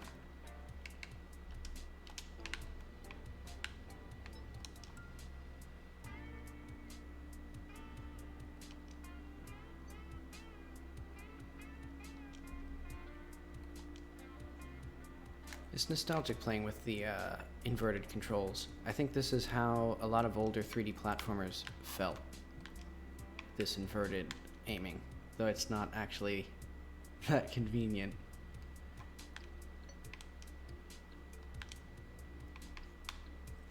Okay, now we have the fun part done, because we have our individual options menus and they do presumably everything they're supposed to. I'm actually gonna double check I should double check this one first.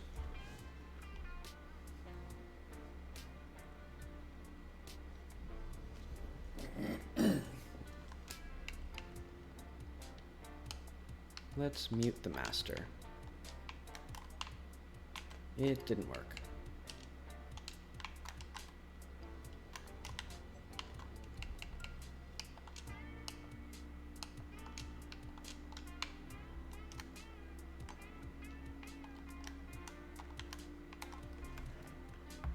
Yeah, so that's simply not working.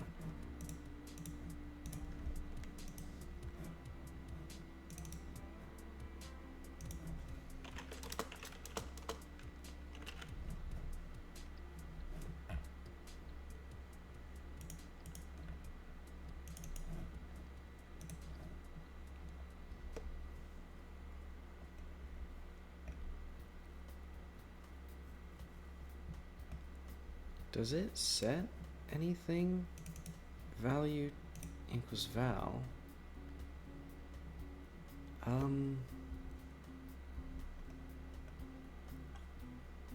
It might, and it could also be this. What I'm going to do is, no, that should emit the signal properly. Value.muted equals val. Emit signal changed, option name value.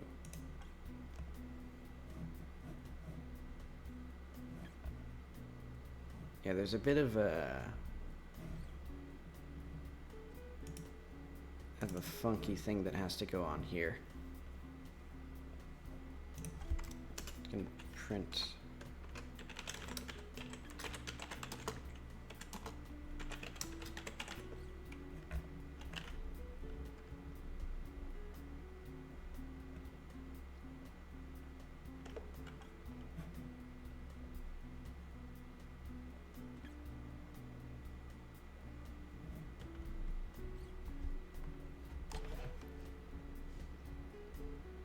And I think it may also be the master audio and SFX aren't controlled properly.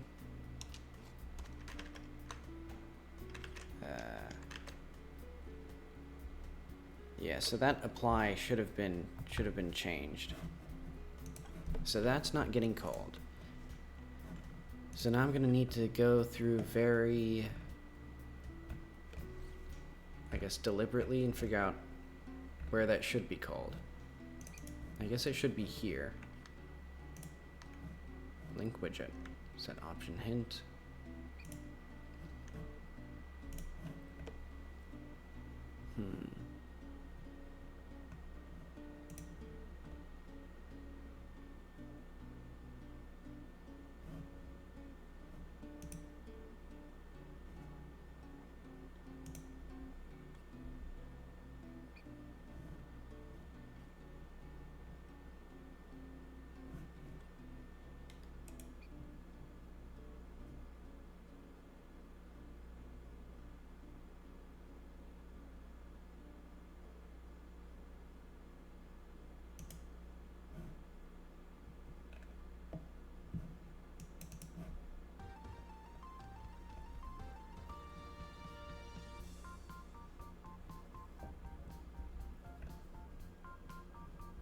So this is sort of janky and confusing for me.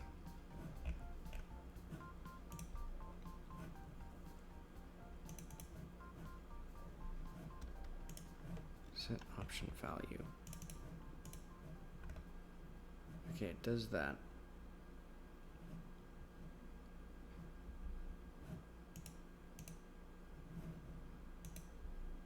Connect changed options set.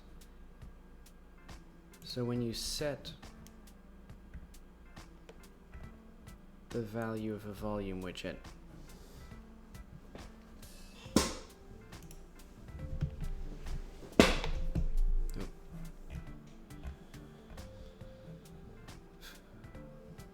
how did I set that up?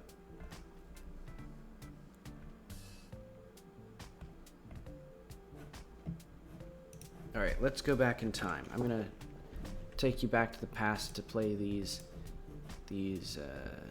high quality video games.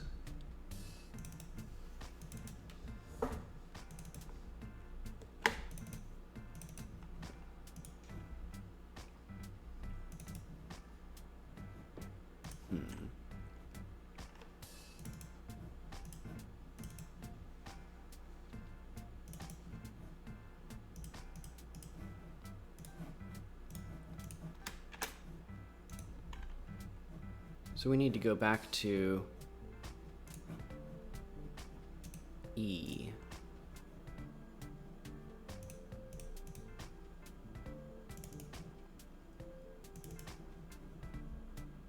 Oh. Select current folder. Kitty 3D.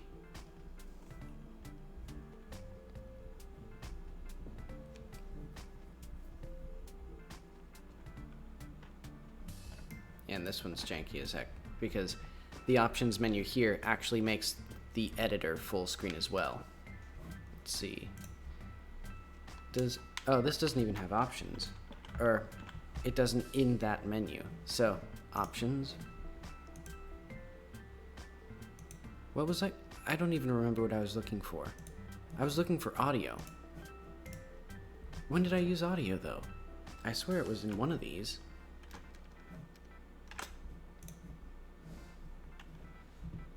So now I gotta scan the whole world.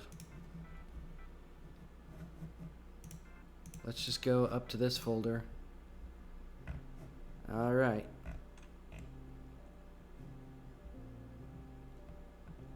Maybe it's in 2D? I'm not holding out hope. I mean, there's an options menu. And it doesn't have anything in it. It's completely empty.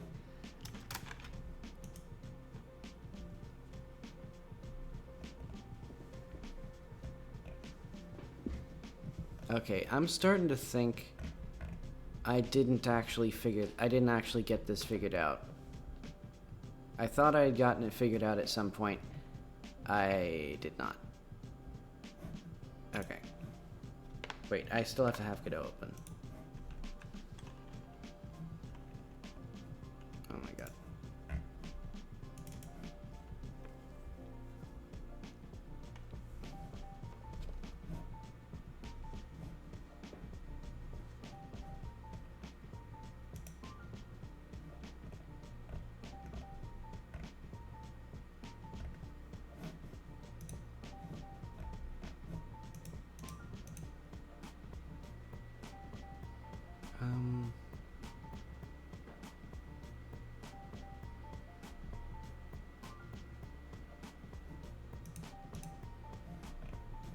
I think it may actually be like here. I might have to do like function set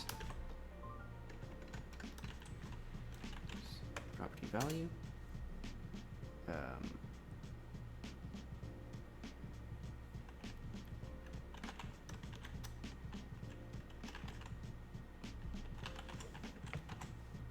Dot fly value.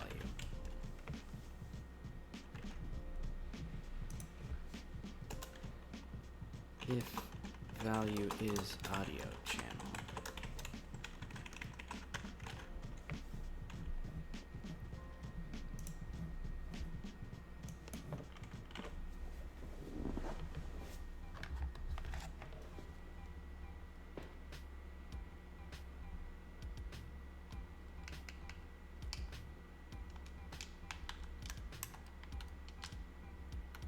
So basically, that didn't work. Let's just do something like a custom, like an option set or set option or something. So that way, if there's a set options method,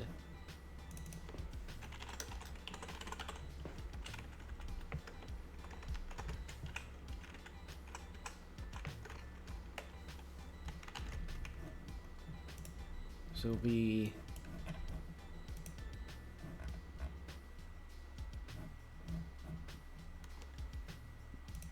options menu, link widget, if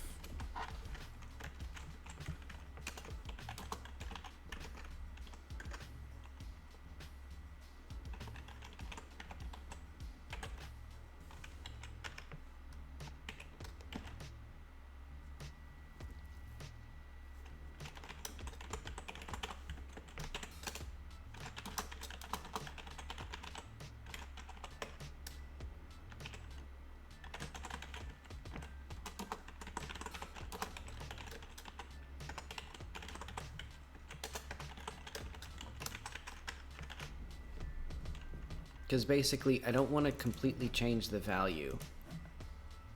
When do I emit the signal? Okay.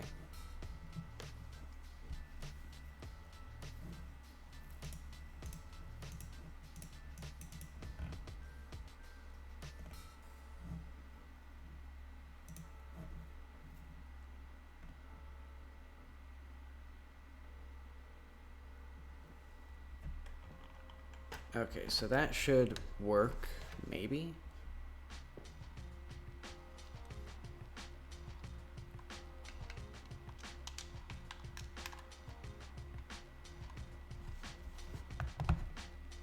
Moment of truth, I need to... Actually, I have a cool idea. I'm gonna add an enemy, and then we're gonna see if the audio works right. What chunk am I in? What chunk do I want to be in?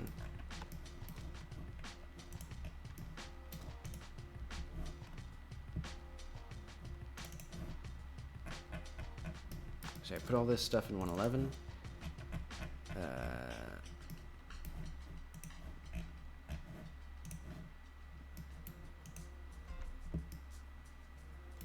I'm still right next to 112. Wow. Yeah, I'm like right here. Okay, so I'm gonna put a guy here, and then I'm gonna see how the selective muting works. That's the wrong thing. I don't want that guy. I want a bad guy.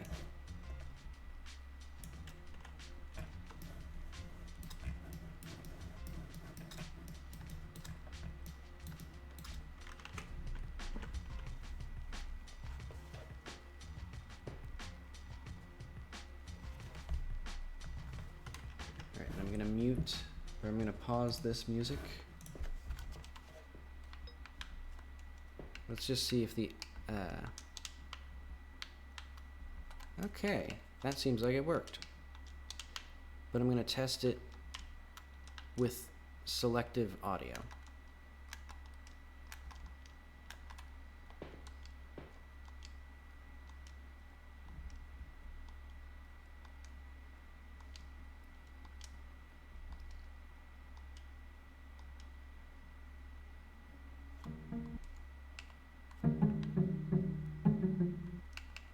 Oh wait, I should have global. The global scene should not be affected. Or the music player, whatever it is. So yeah, music, process mode, process.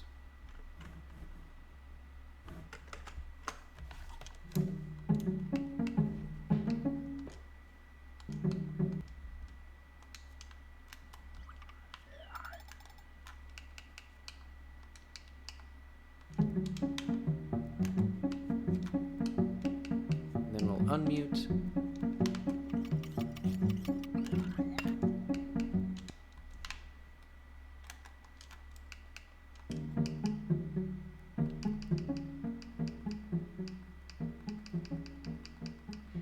Also, I'm going to make that like 0.5 instead of 0.01, or 0.05 instead of 0.101 or whatever it is.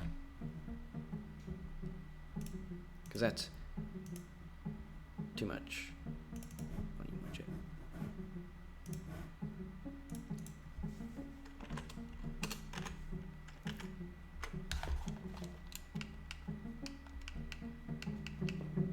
I like that it snaps to multiples, that's good. And then I can blow out my eardrums if I raise it up further.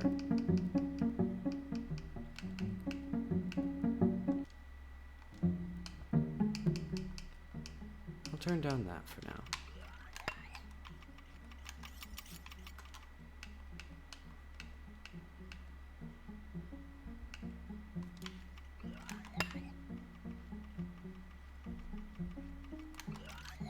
It does seem like the audio like goes down really quickly.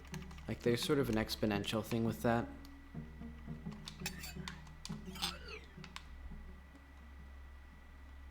But okay, we got our options actually working and connected to the game. Now we just need to like make the UI look good.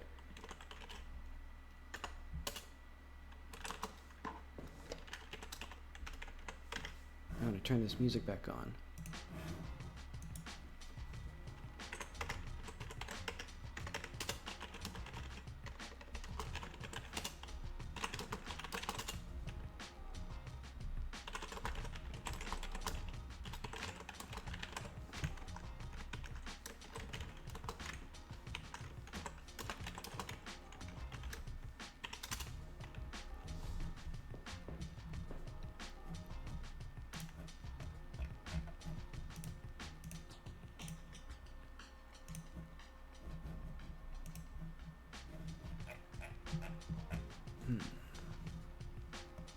Settings,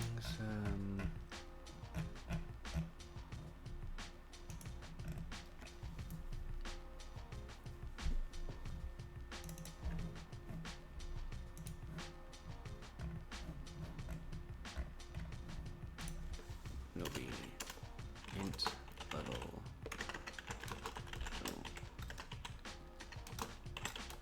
0.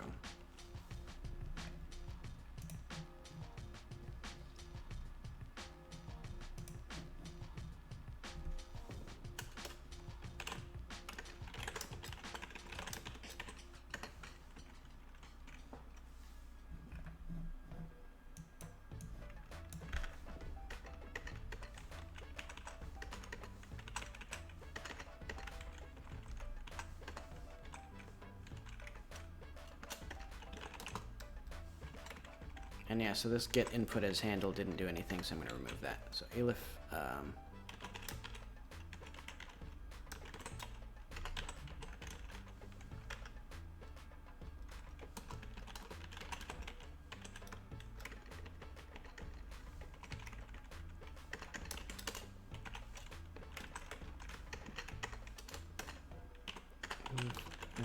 is so.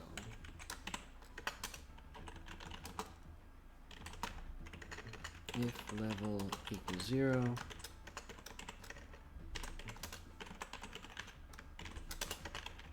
so basically pressing B will go back one level. So the levels will be, where is this? Where am I? Like this is level 0, and then when you press the options button, it'll send you to like level 1. And then when you press a sub option, it'll send you to level 2, which will show one of these, and it'll hide the other ones.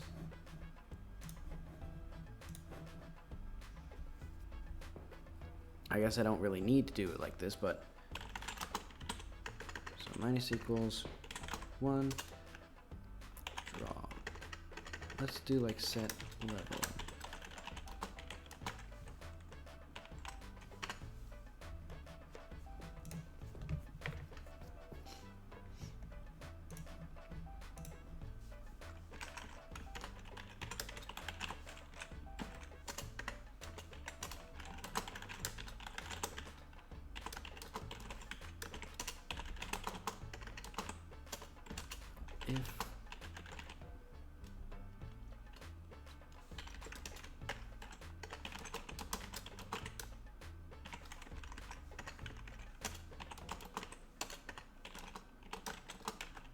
If L is greater than 2, L is equal to 2 for now, and then let's match 0.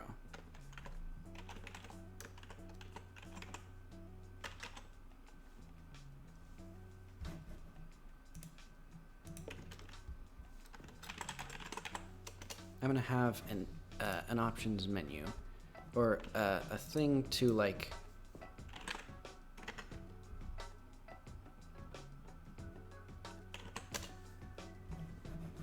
fade it in and fade it out. Actually,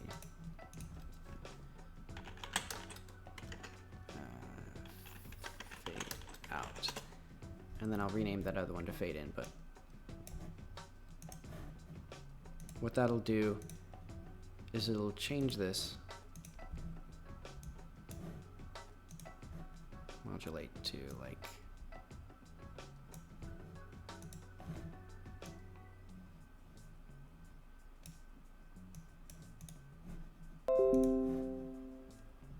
oh god.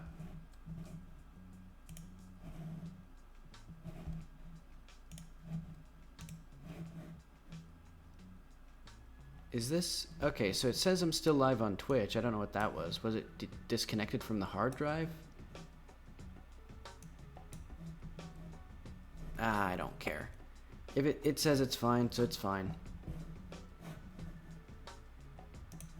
So yeah, my exhilarating content of how do I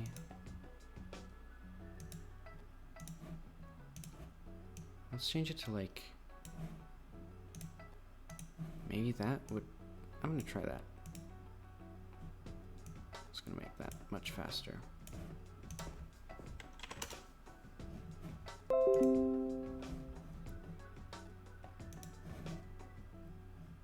Thank you, OBS, for constantly screaming at me for that exciting, delightful little escapade.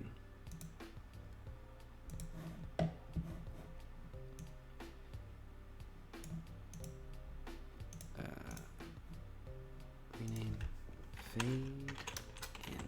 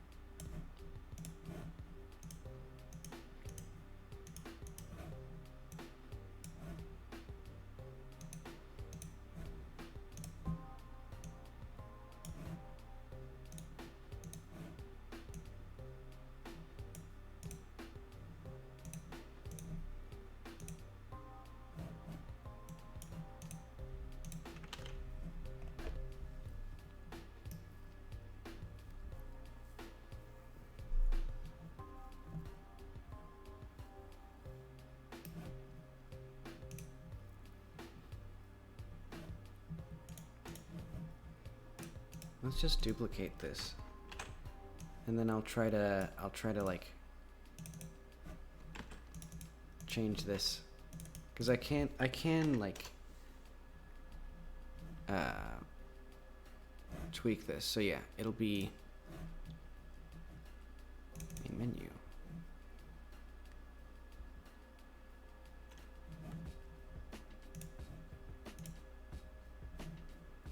Yeah, you see that?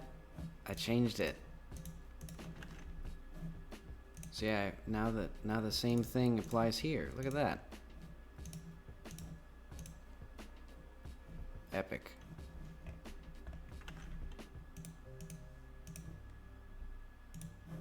So yeah, if 0,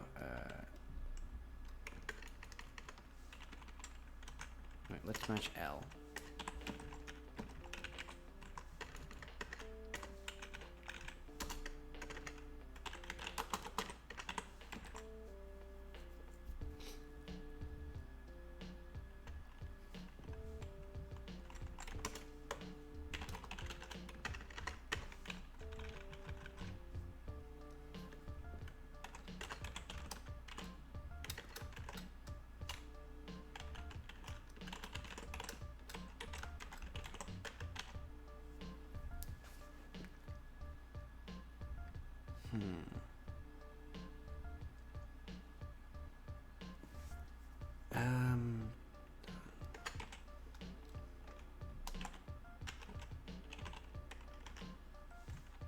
Fade in.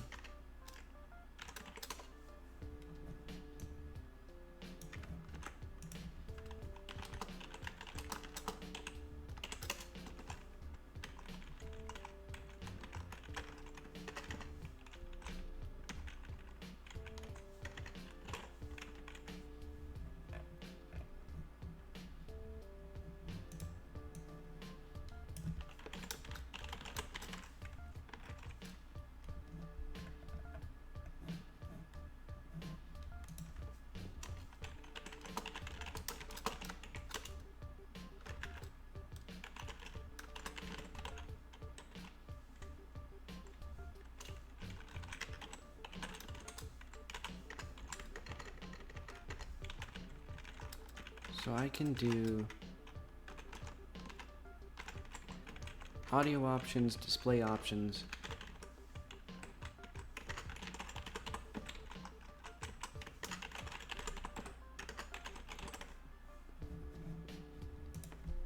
So all 3 of these are hidden.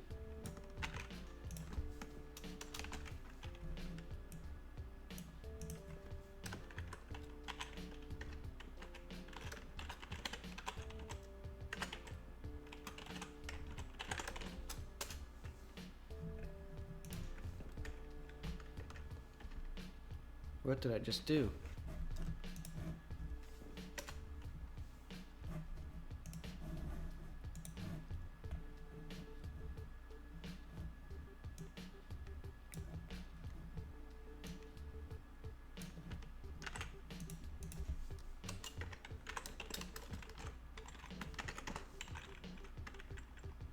Right now, so if level is, so if it was 1, now if it was 0, plays the fade out.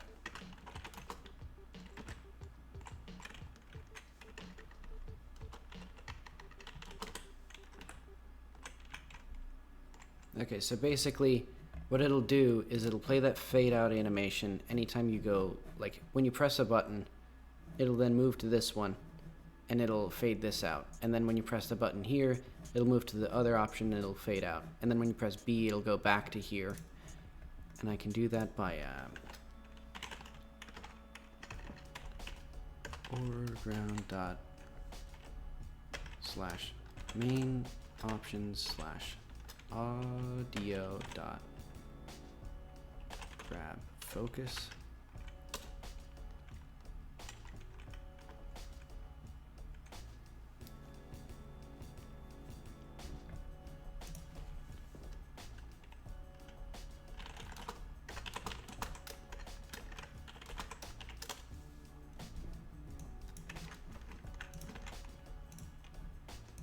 And I did this wrong. Menu. That should be main menu, not main options.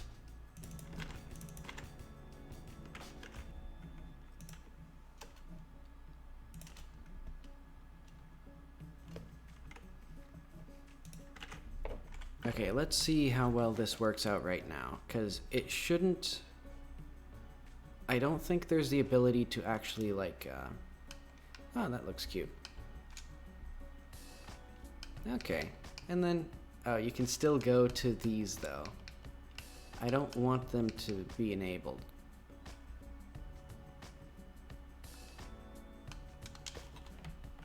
Okay, and then when you press any of these buttons, I need to set the signal. Or...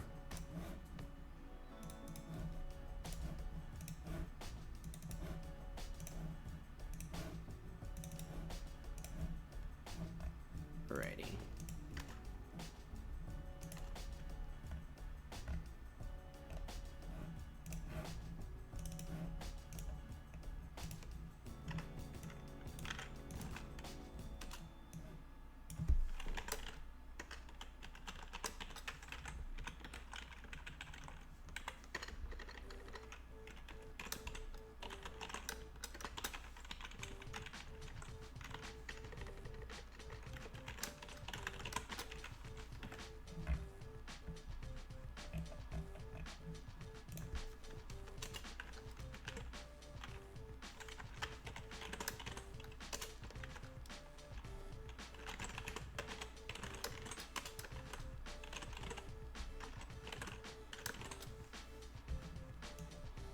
And then this will be some good copy pasting.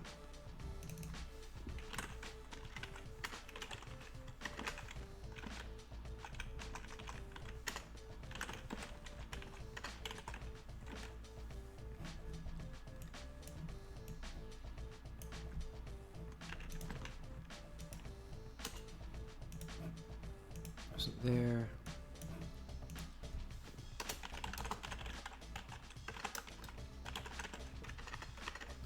I wonder if you can grab focus on that. Alright, I need to do the UI redraw still as well. Oh well.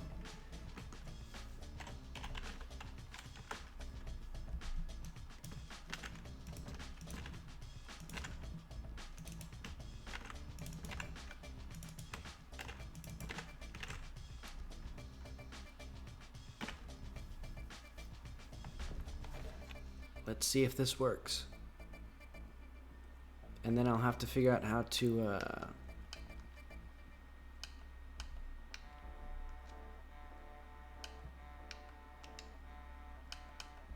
Okay, and it needs to play the fade in.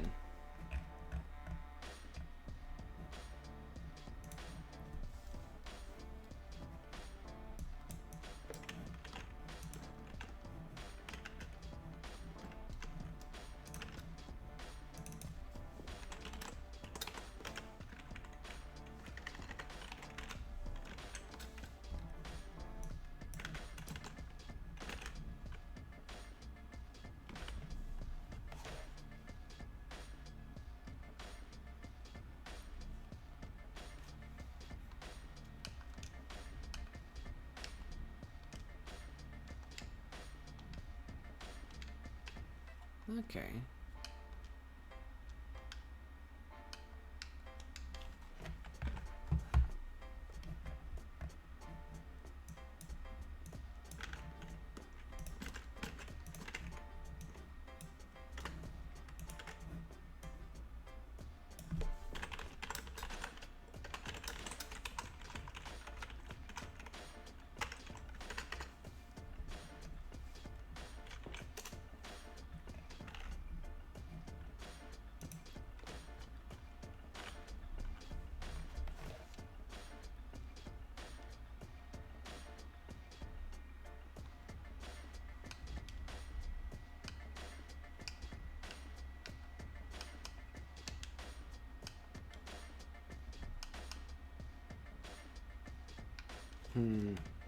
I think I'm gonna have it so that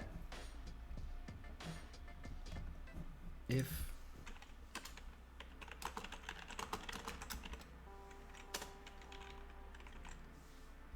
it's gonna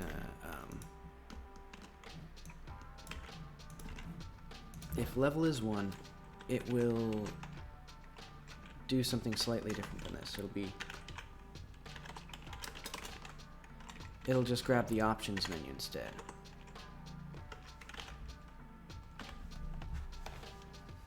So that way when you're coming from the options menu, you can just press A again to go back to the options.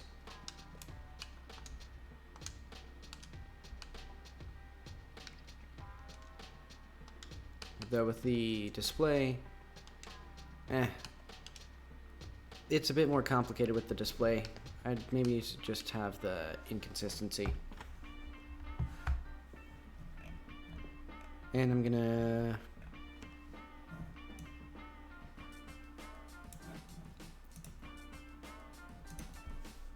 You know what I'm gonna do? This is probably gonna be... This is trolly.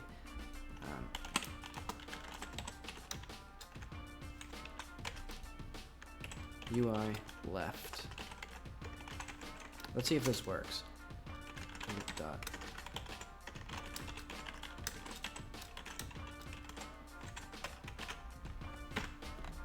Basically, I'm just gonna ignore all left inputs when you're in the pause menu, and I'm gonna see how that works.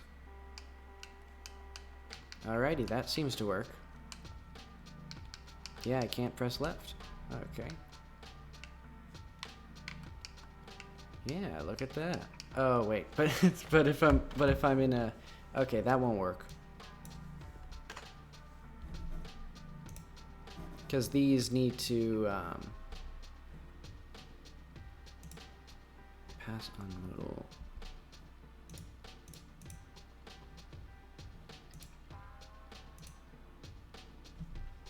What is mode?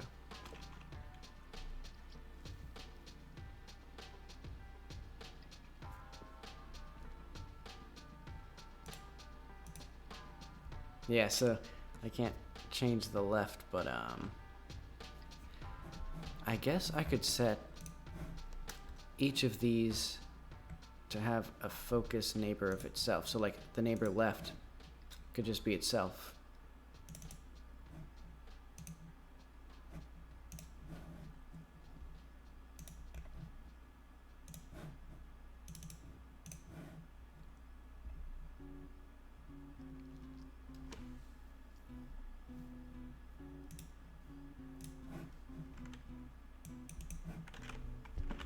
So that way when you press left, it just re-highlights the same button.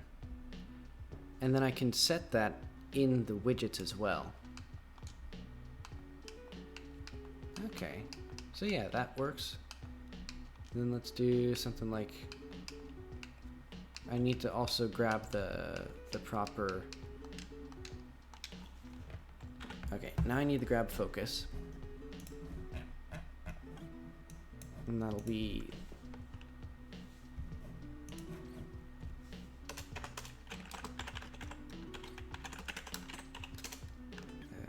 get child 0.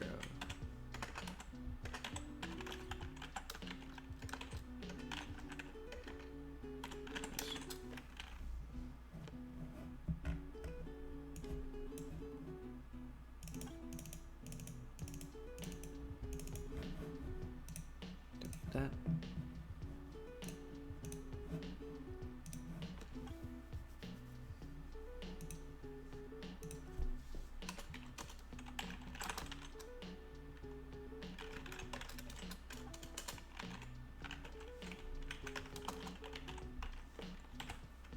So yeah, and just as kind of a hack, I'll just do that for all of them.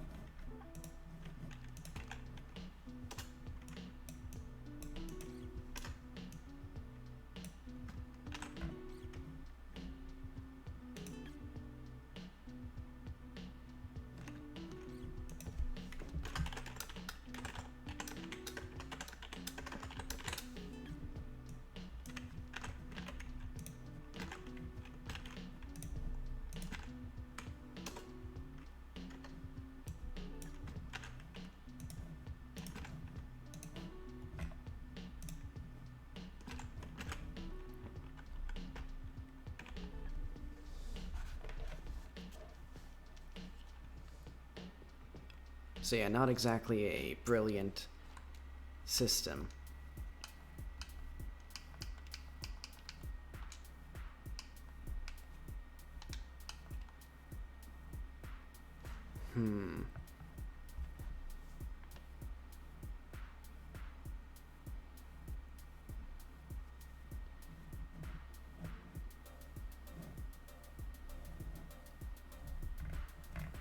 Weird.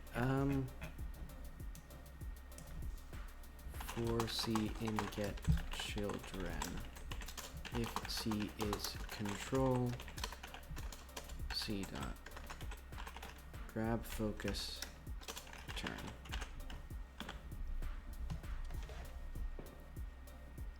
So now it should ignore. Oh, it's because there's the animation player or something like that. I have no idea. No, there wasn't. There wasn't an animation player. I'm going nuts. Ah, no. This is how the gamers intended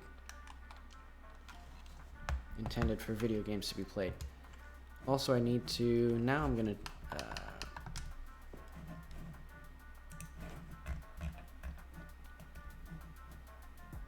Gonna change this. Where is if tree dot paused, if global dot sing gamepad set mount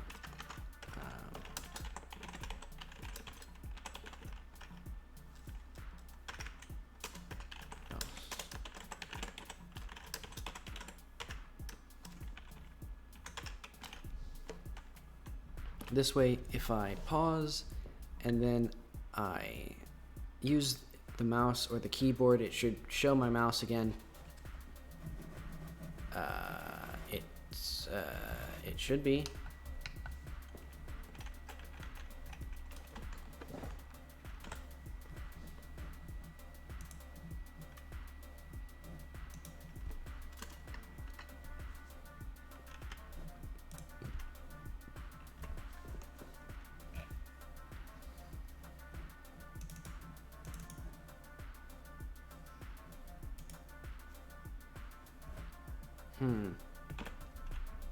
Oh, right. Global is not, okay, so that's, yeah, I forgot to set global to also be, that was stupid. Close other tabs. Global needs to still be active when it's paused, so where is global?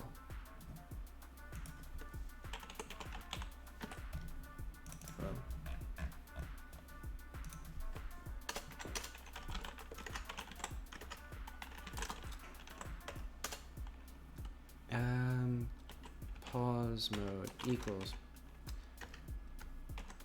node pause mode process.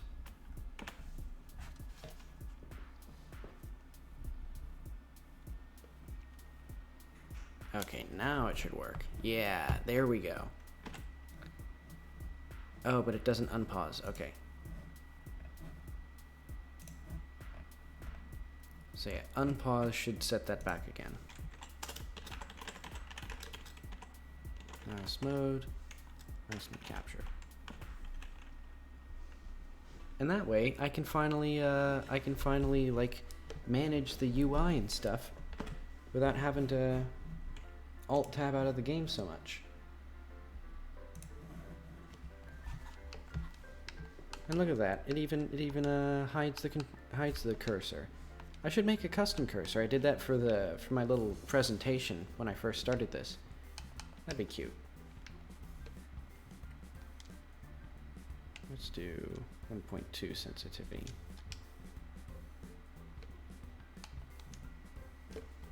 Also, I may want to have an apply button and like a cancel button and like a reset button.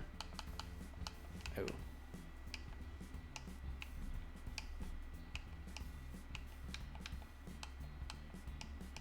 Oh, wait.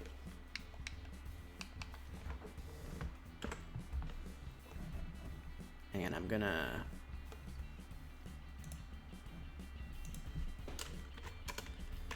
C in get children C dot.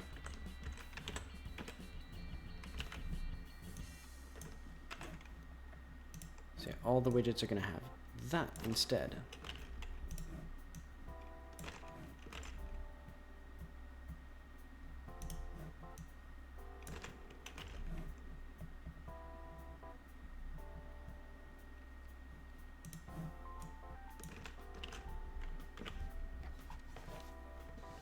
because basically I think it's because I was inside of, like, I was highlighting a little node,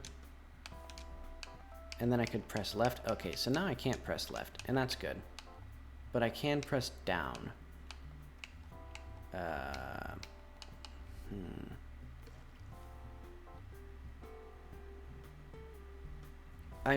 I should probably have just done it a better way. What can I do? I can just disable them.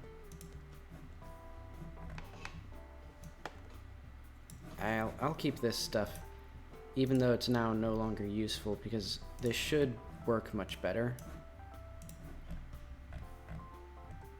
It'll basically be like...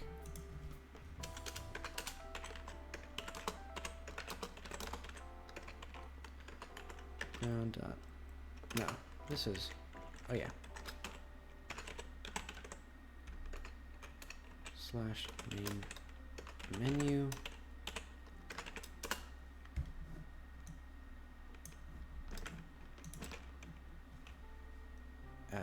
C dot disabled equals false.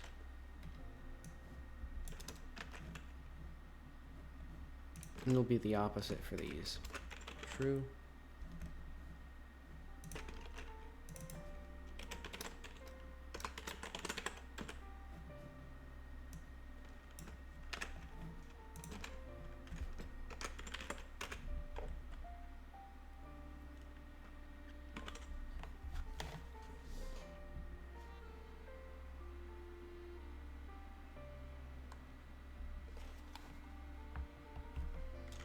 Oh.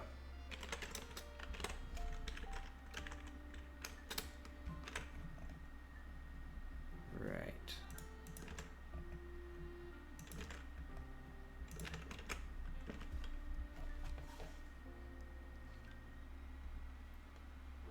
Oh yeah, and I should make sure.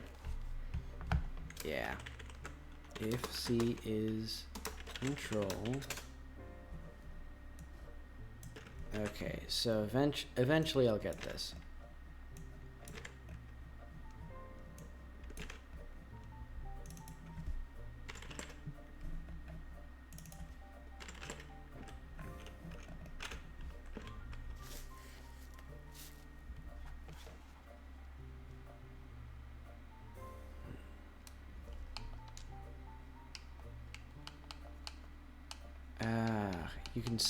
You can still focus in on it. Okay, so that's not even relevant then.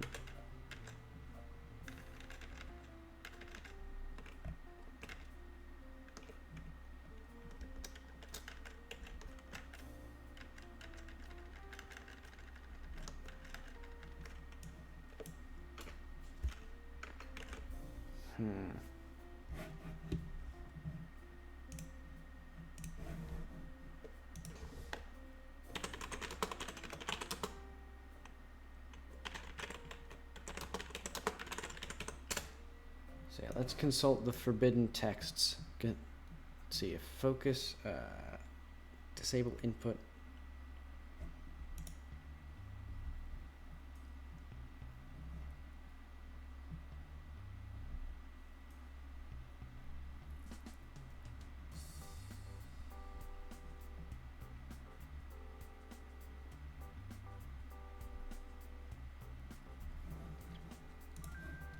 I don't think that's actually correct, but let's try it anyway.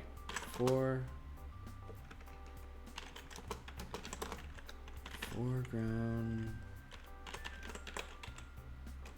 main menu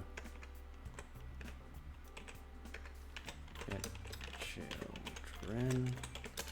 C is control dot focus mode equals.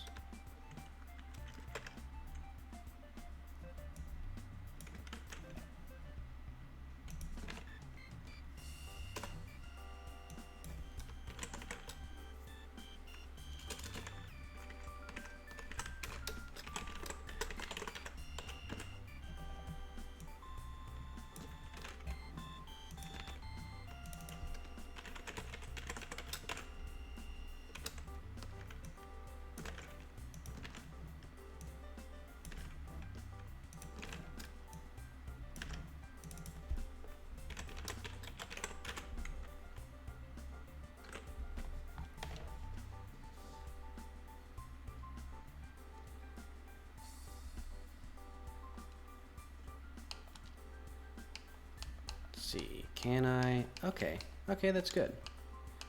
But I did not set it properly. Or at the right place. Yeah, because this needs to be before that. Or like this.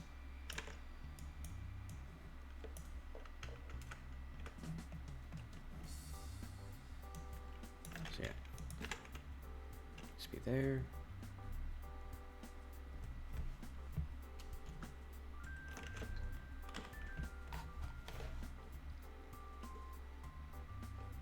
Slowly but steadily.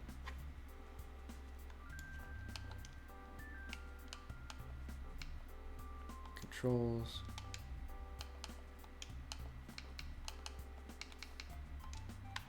Alrighty. That seems like an options menu.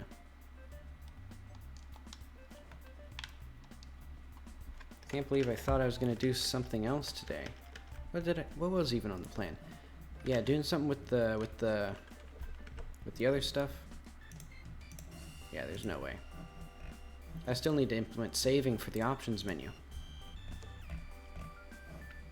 Or saving the settings.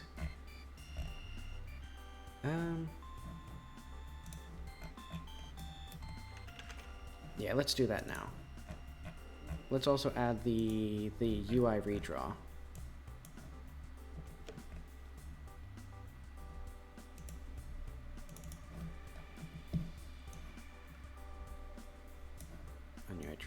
Redraw. Okay, sorry. I guess I didn't do anything with that.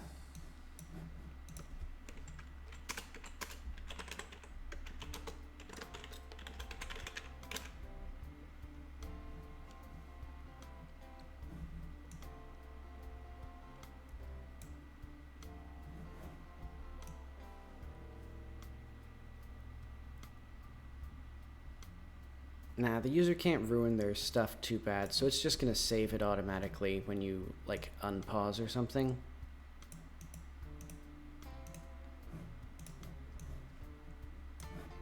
So the pause menu will have the like, save path. Because I've sort of pushed things around a bit. And I got it from the wrong place. Isn't that lovely?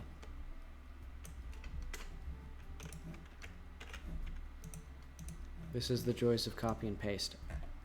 Alright. First is the pause menu, then is my options menu. And then it's the other options menu.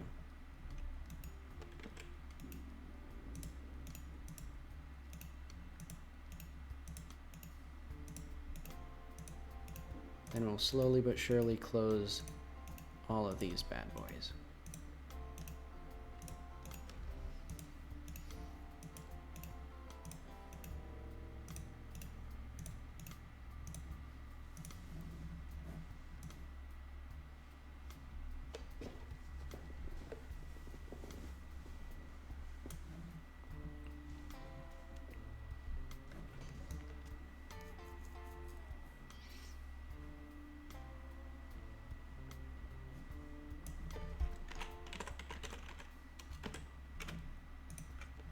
Put save settings, and then let's put a load settings thing in pause.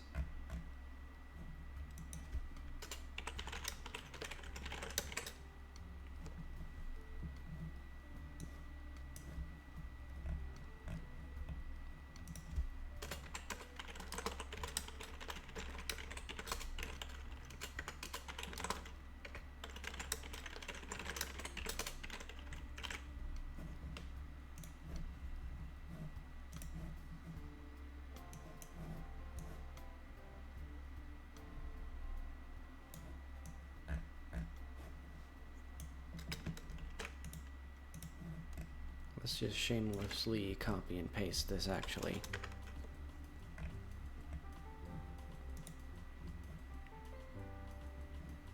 So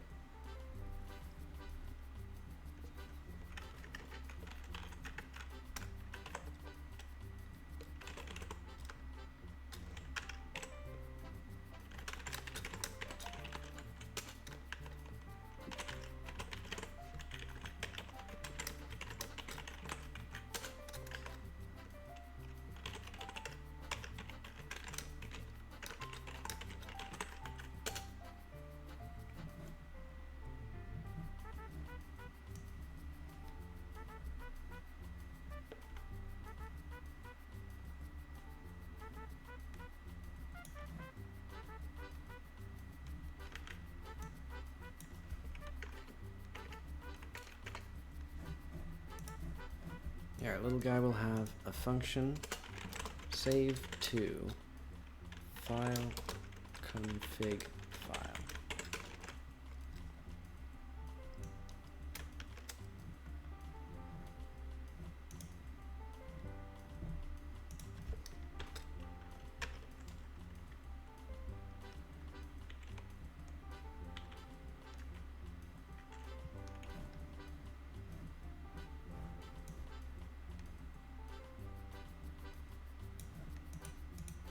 Let's export. Nah, I'm not gonna export that. It'll be name.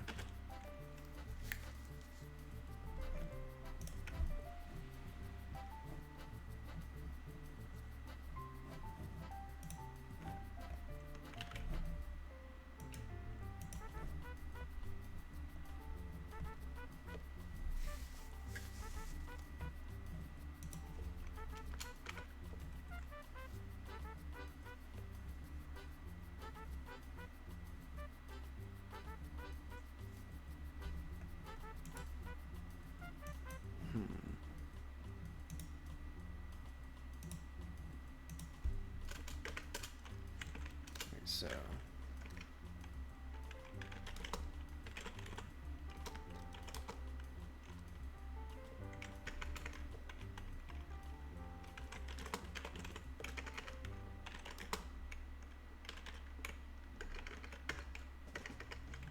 for section and file sections, if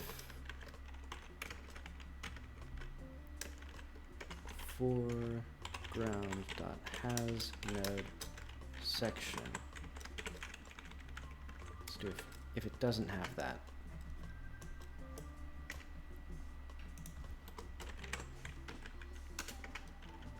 Else.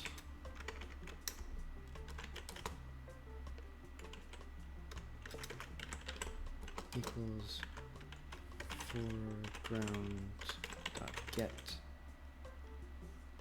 node section. Menu.load from file.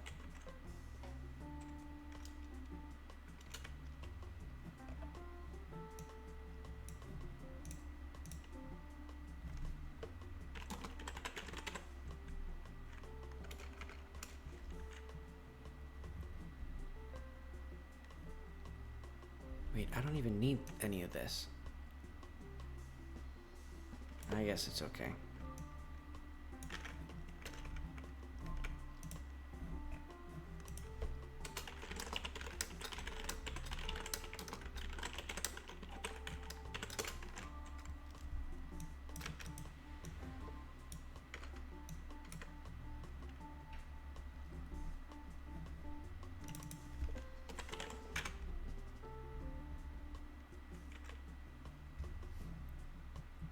Section isn't declared in the current scope.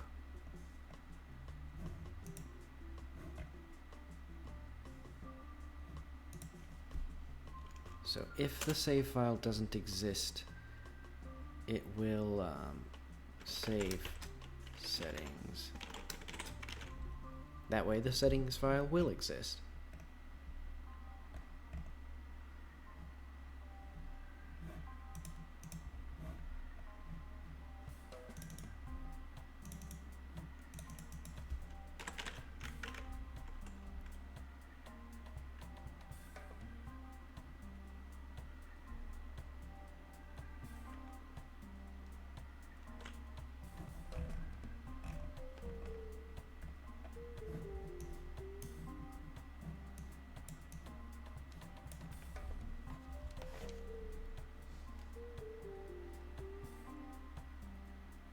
Let's see if this hard crashes or something. Alright, let's see. Oh wait. Okay, so that does. It's just a bit too subtle for my liking, the when you're highlighting the range, but that's okay. That's more like a minor inconvenience than anything. Though I think what I will do Okay, first let's check the settings. They're not here.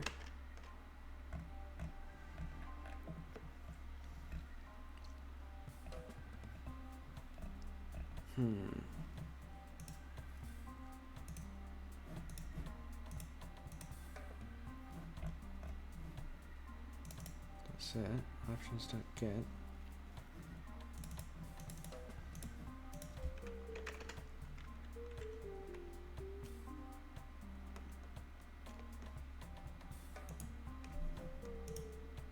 Maybe it, I'm thinking it might not update.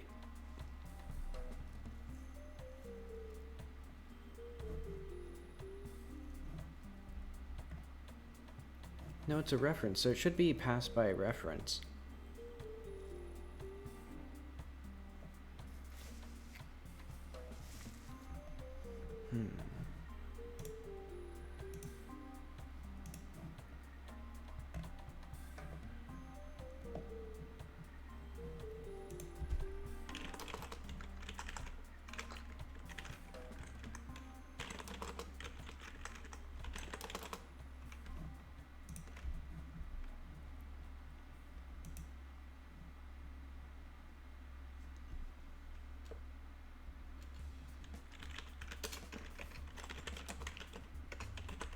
I don't think I need this, but I'm going to try it.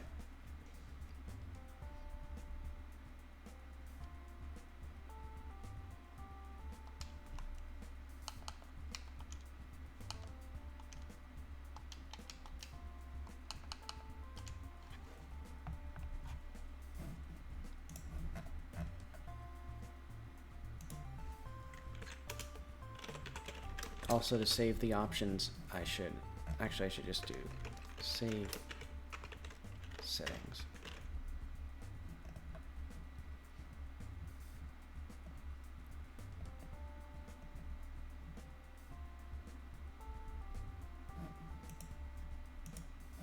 All right, I need to, so that's still not being saved.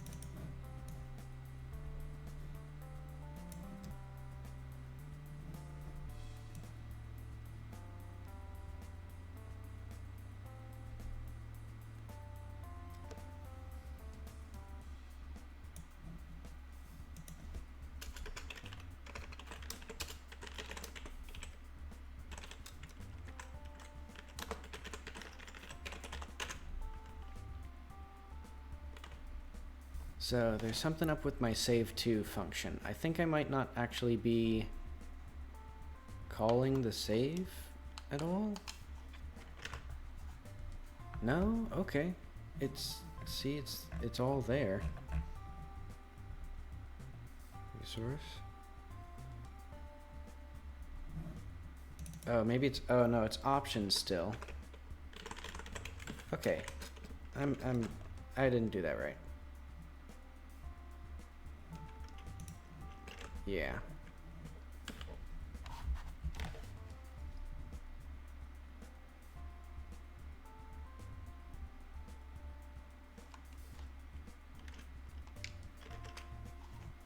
There we go.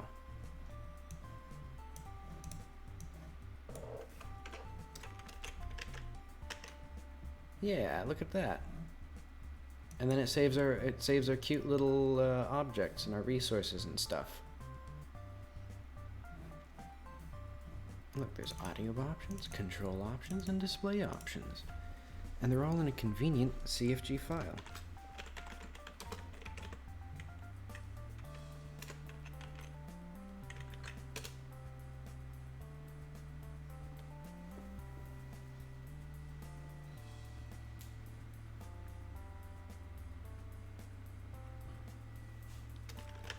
Now for the real test, we'll see if it loads them properly.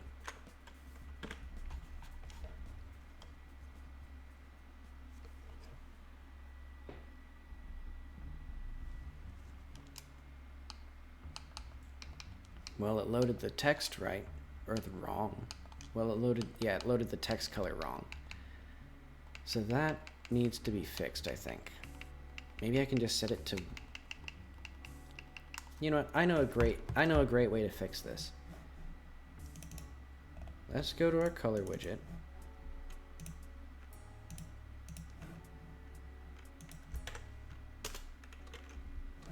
There we go. Great.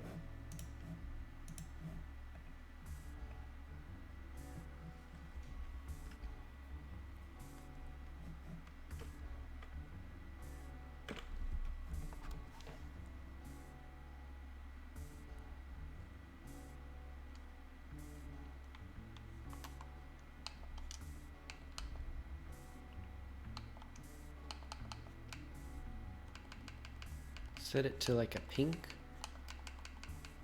Yeah, and let's make it a bit bigger.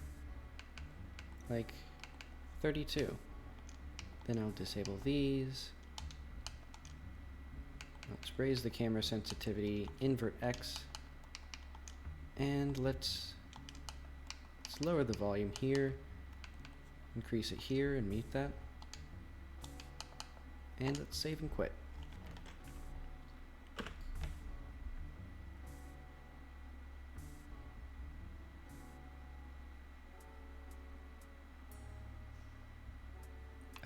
It did not, oh. Okay, so it doesn't properly, okay, that's actually good to know.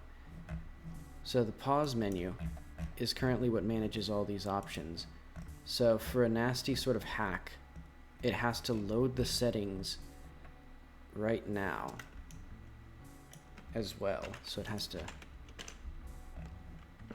do that there. And so that means that the options are only set up.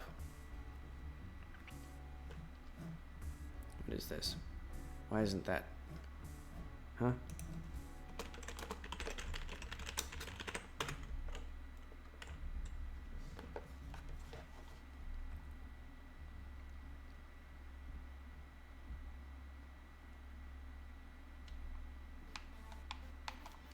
Okay, so that's kind of clunky because, yeah, so that's not going to work out very well because now currently the, okay, and these are not set properly.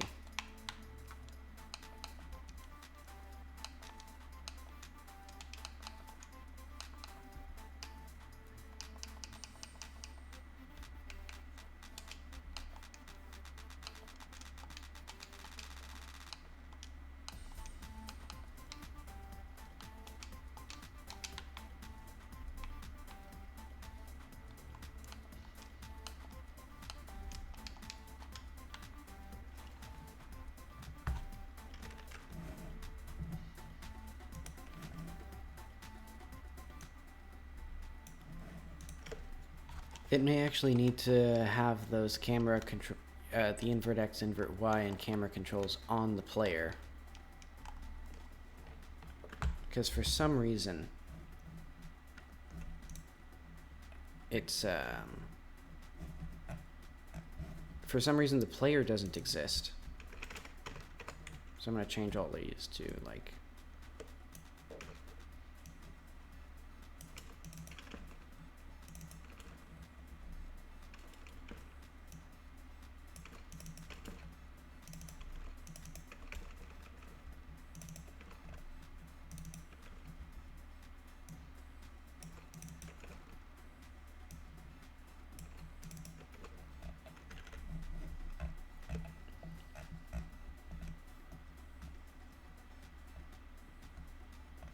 but yeah, it is kind of screwy because it has to load the game in full screen and then it applies the settings.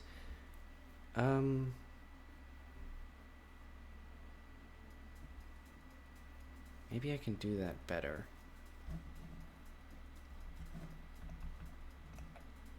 I don't care that much.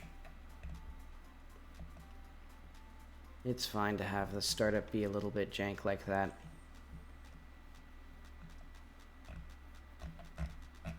What I need to do is make sure the player settings are applied right, because right now the camera wasn't inverted until I paused, but then the UI still showed that the camera wasn't inverted.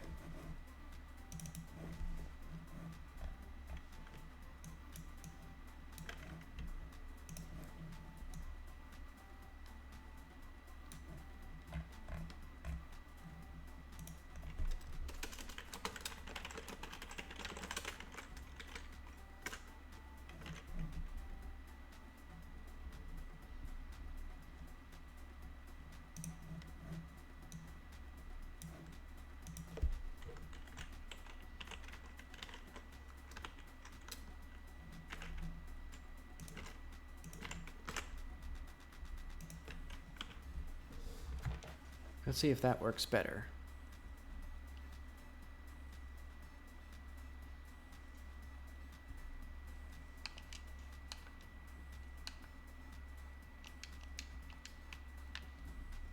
Okay, it seems like... Wait, I'll change these both. And then we can save and quit. And start again.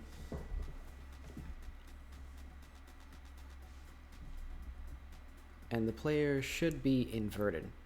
Oh, and interesting, it was... Okay, the camera's inverted now. That's good. And it wasn't really noticeable that it wasn't in full screen for a bit. It seems to load that pretty quickly. And you know, all this stuff loads right, so I'm going to set these to the defaults that I like, so it'd be like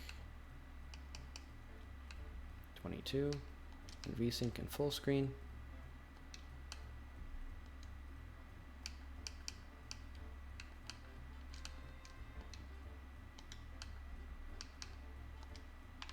Alrighty. That went pretty well, about as well as I could have hoped for.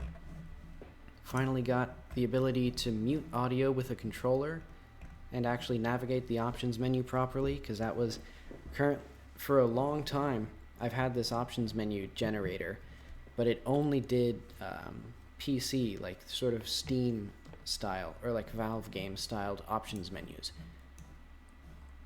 So splitting it out like this makes me do a little bit more work, but it's actually, I think, a much better system.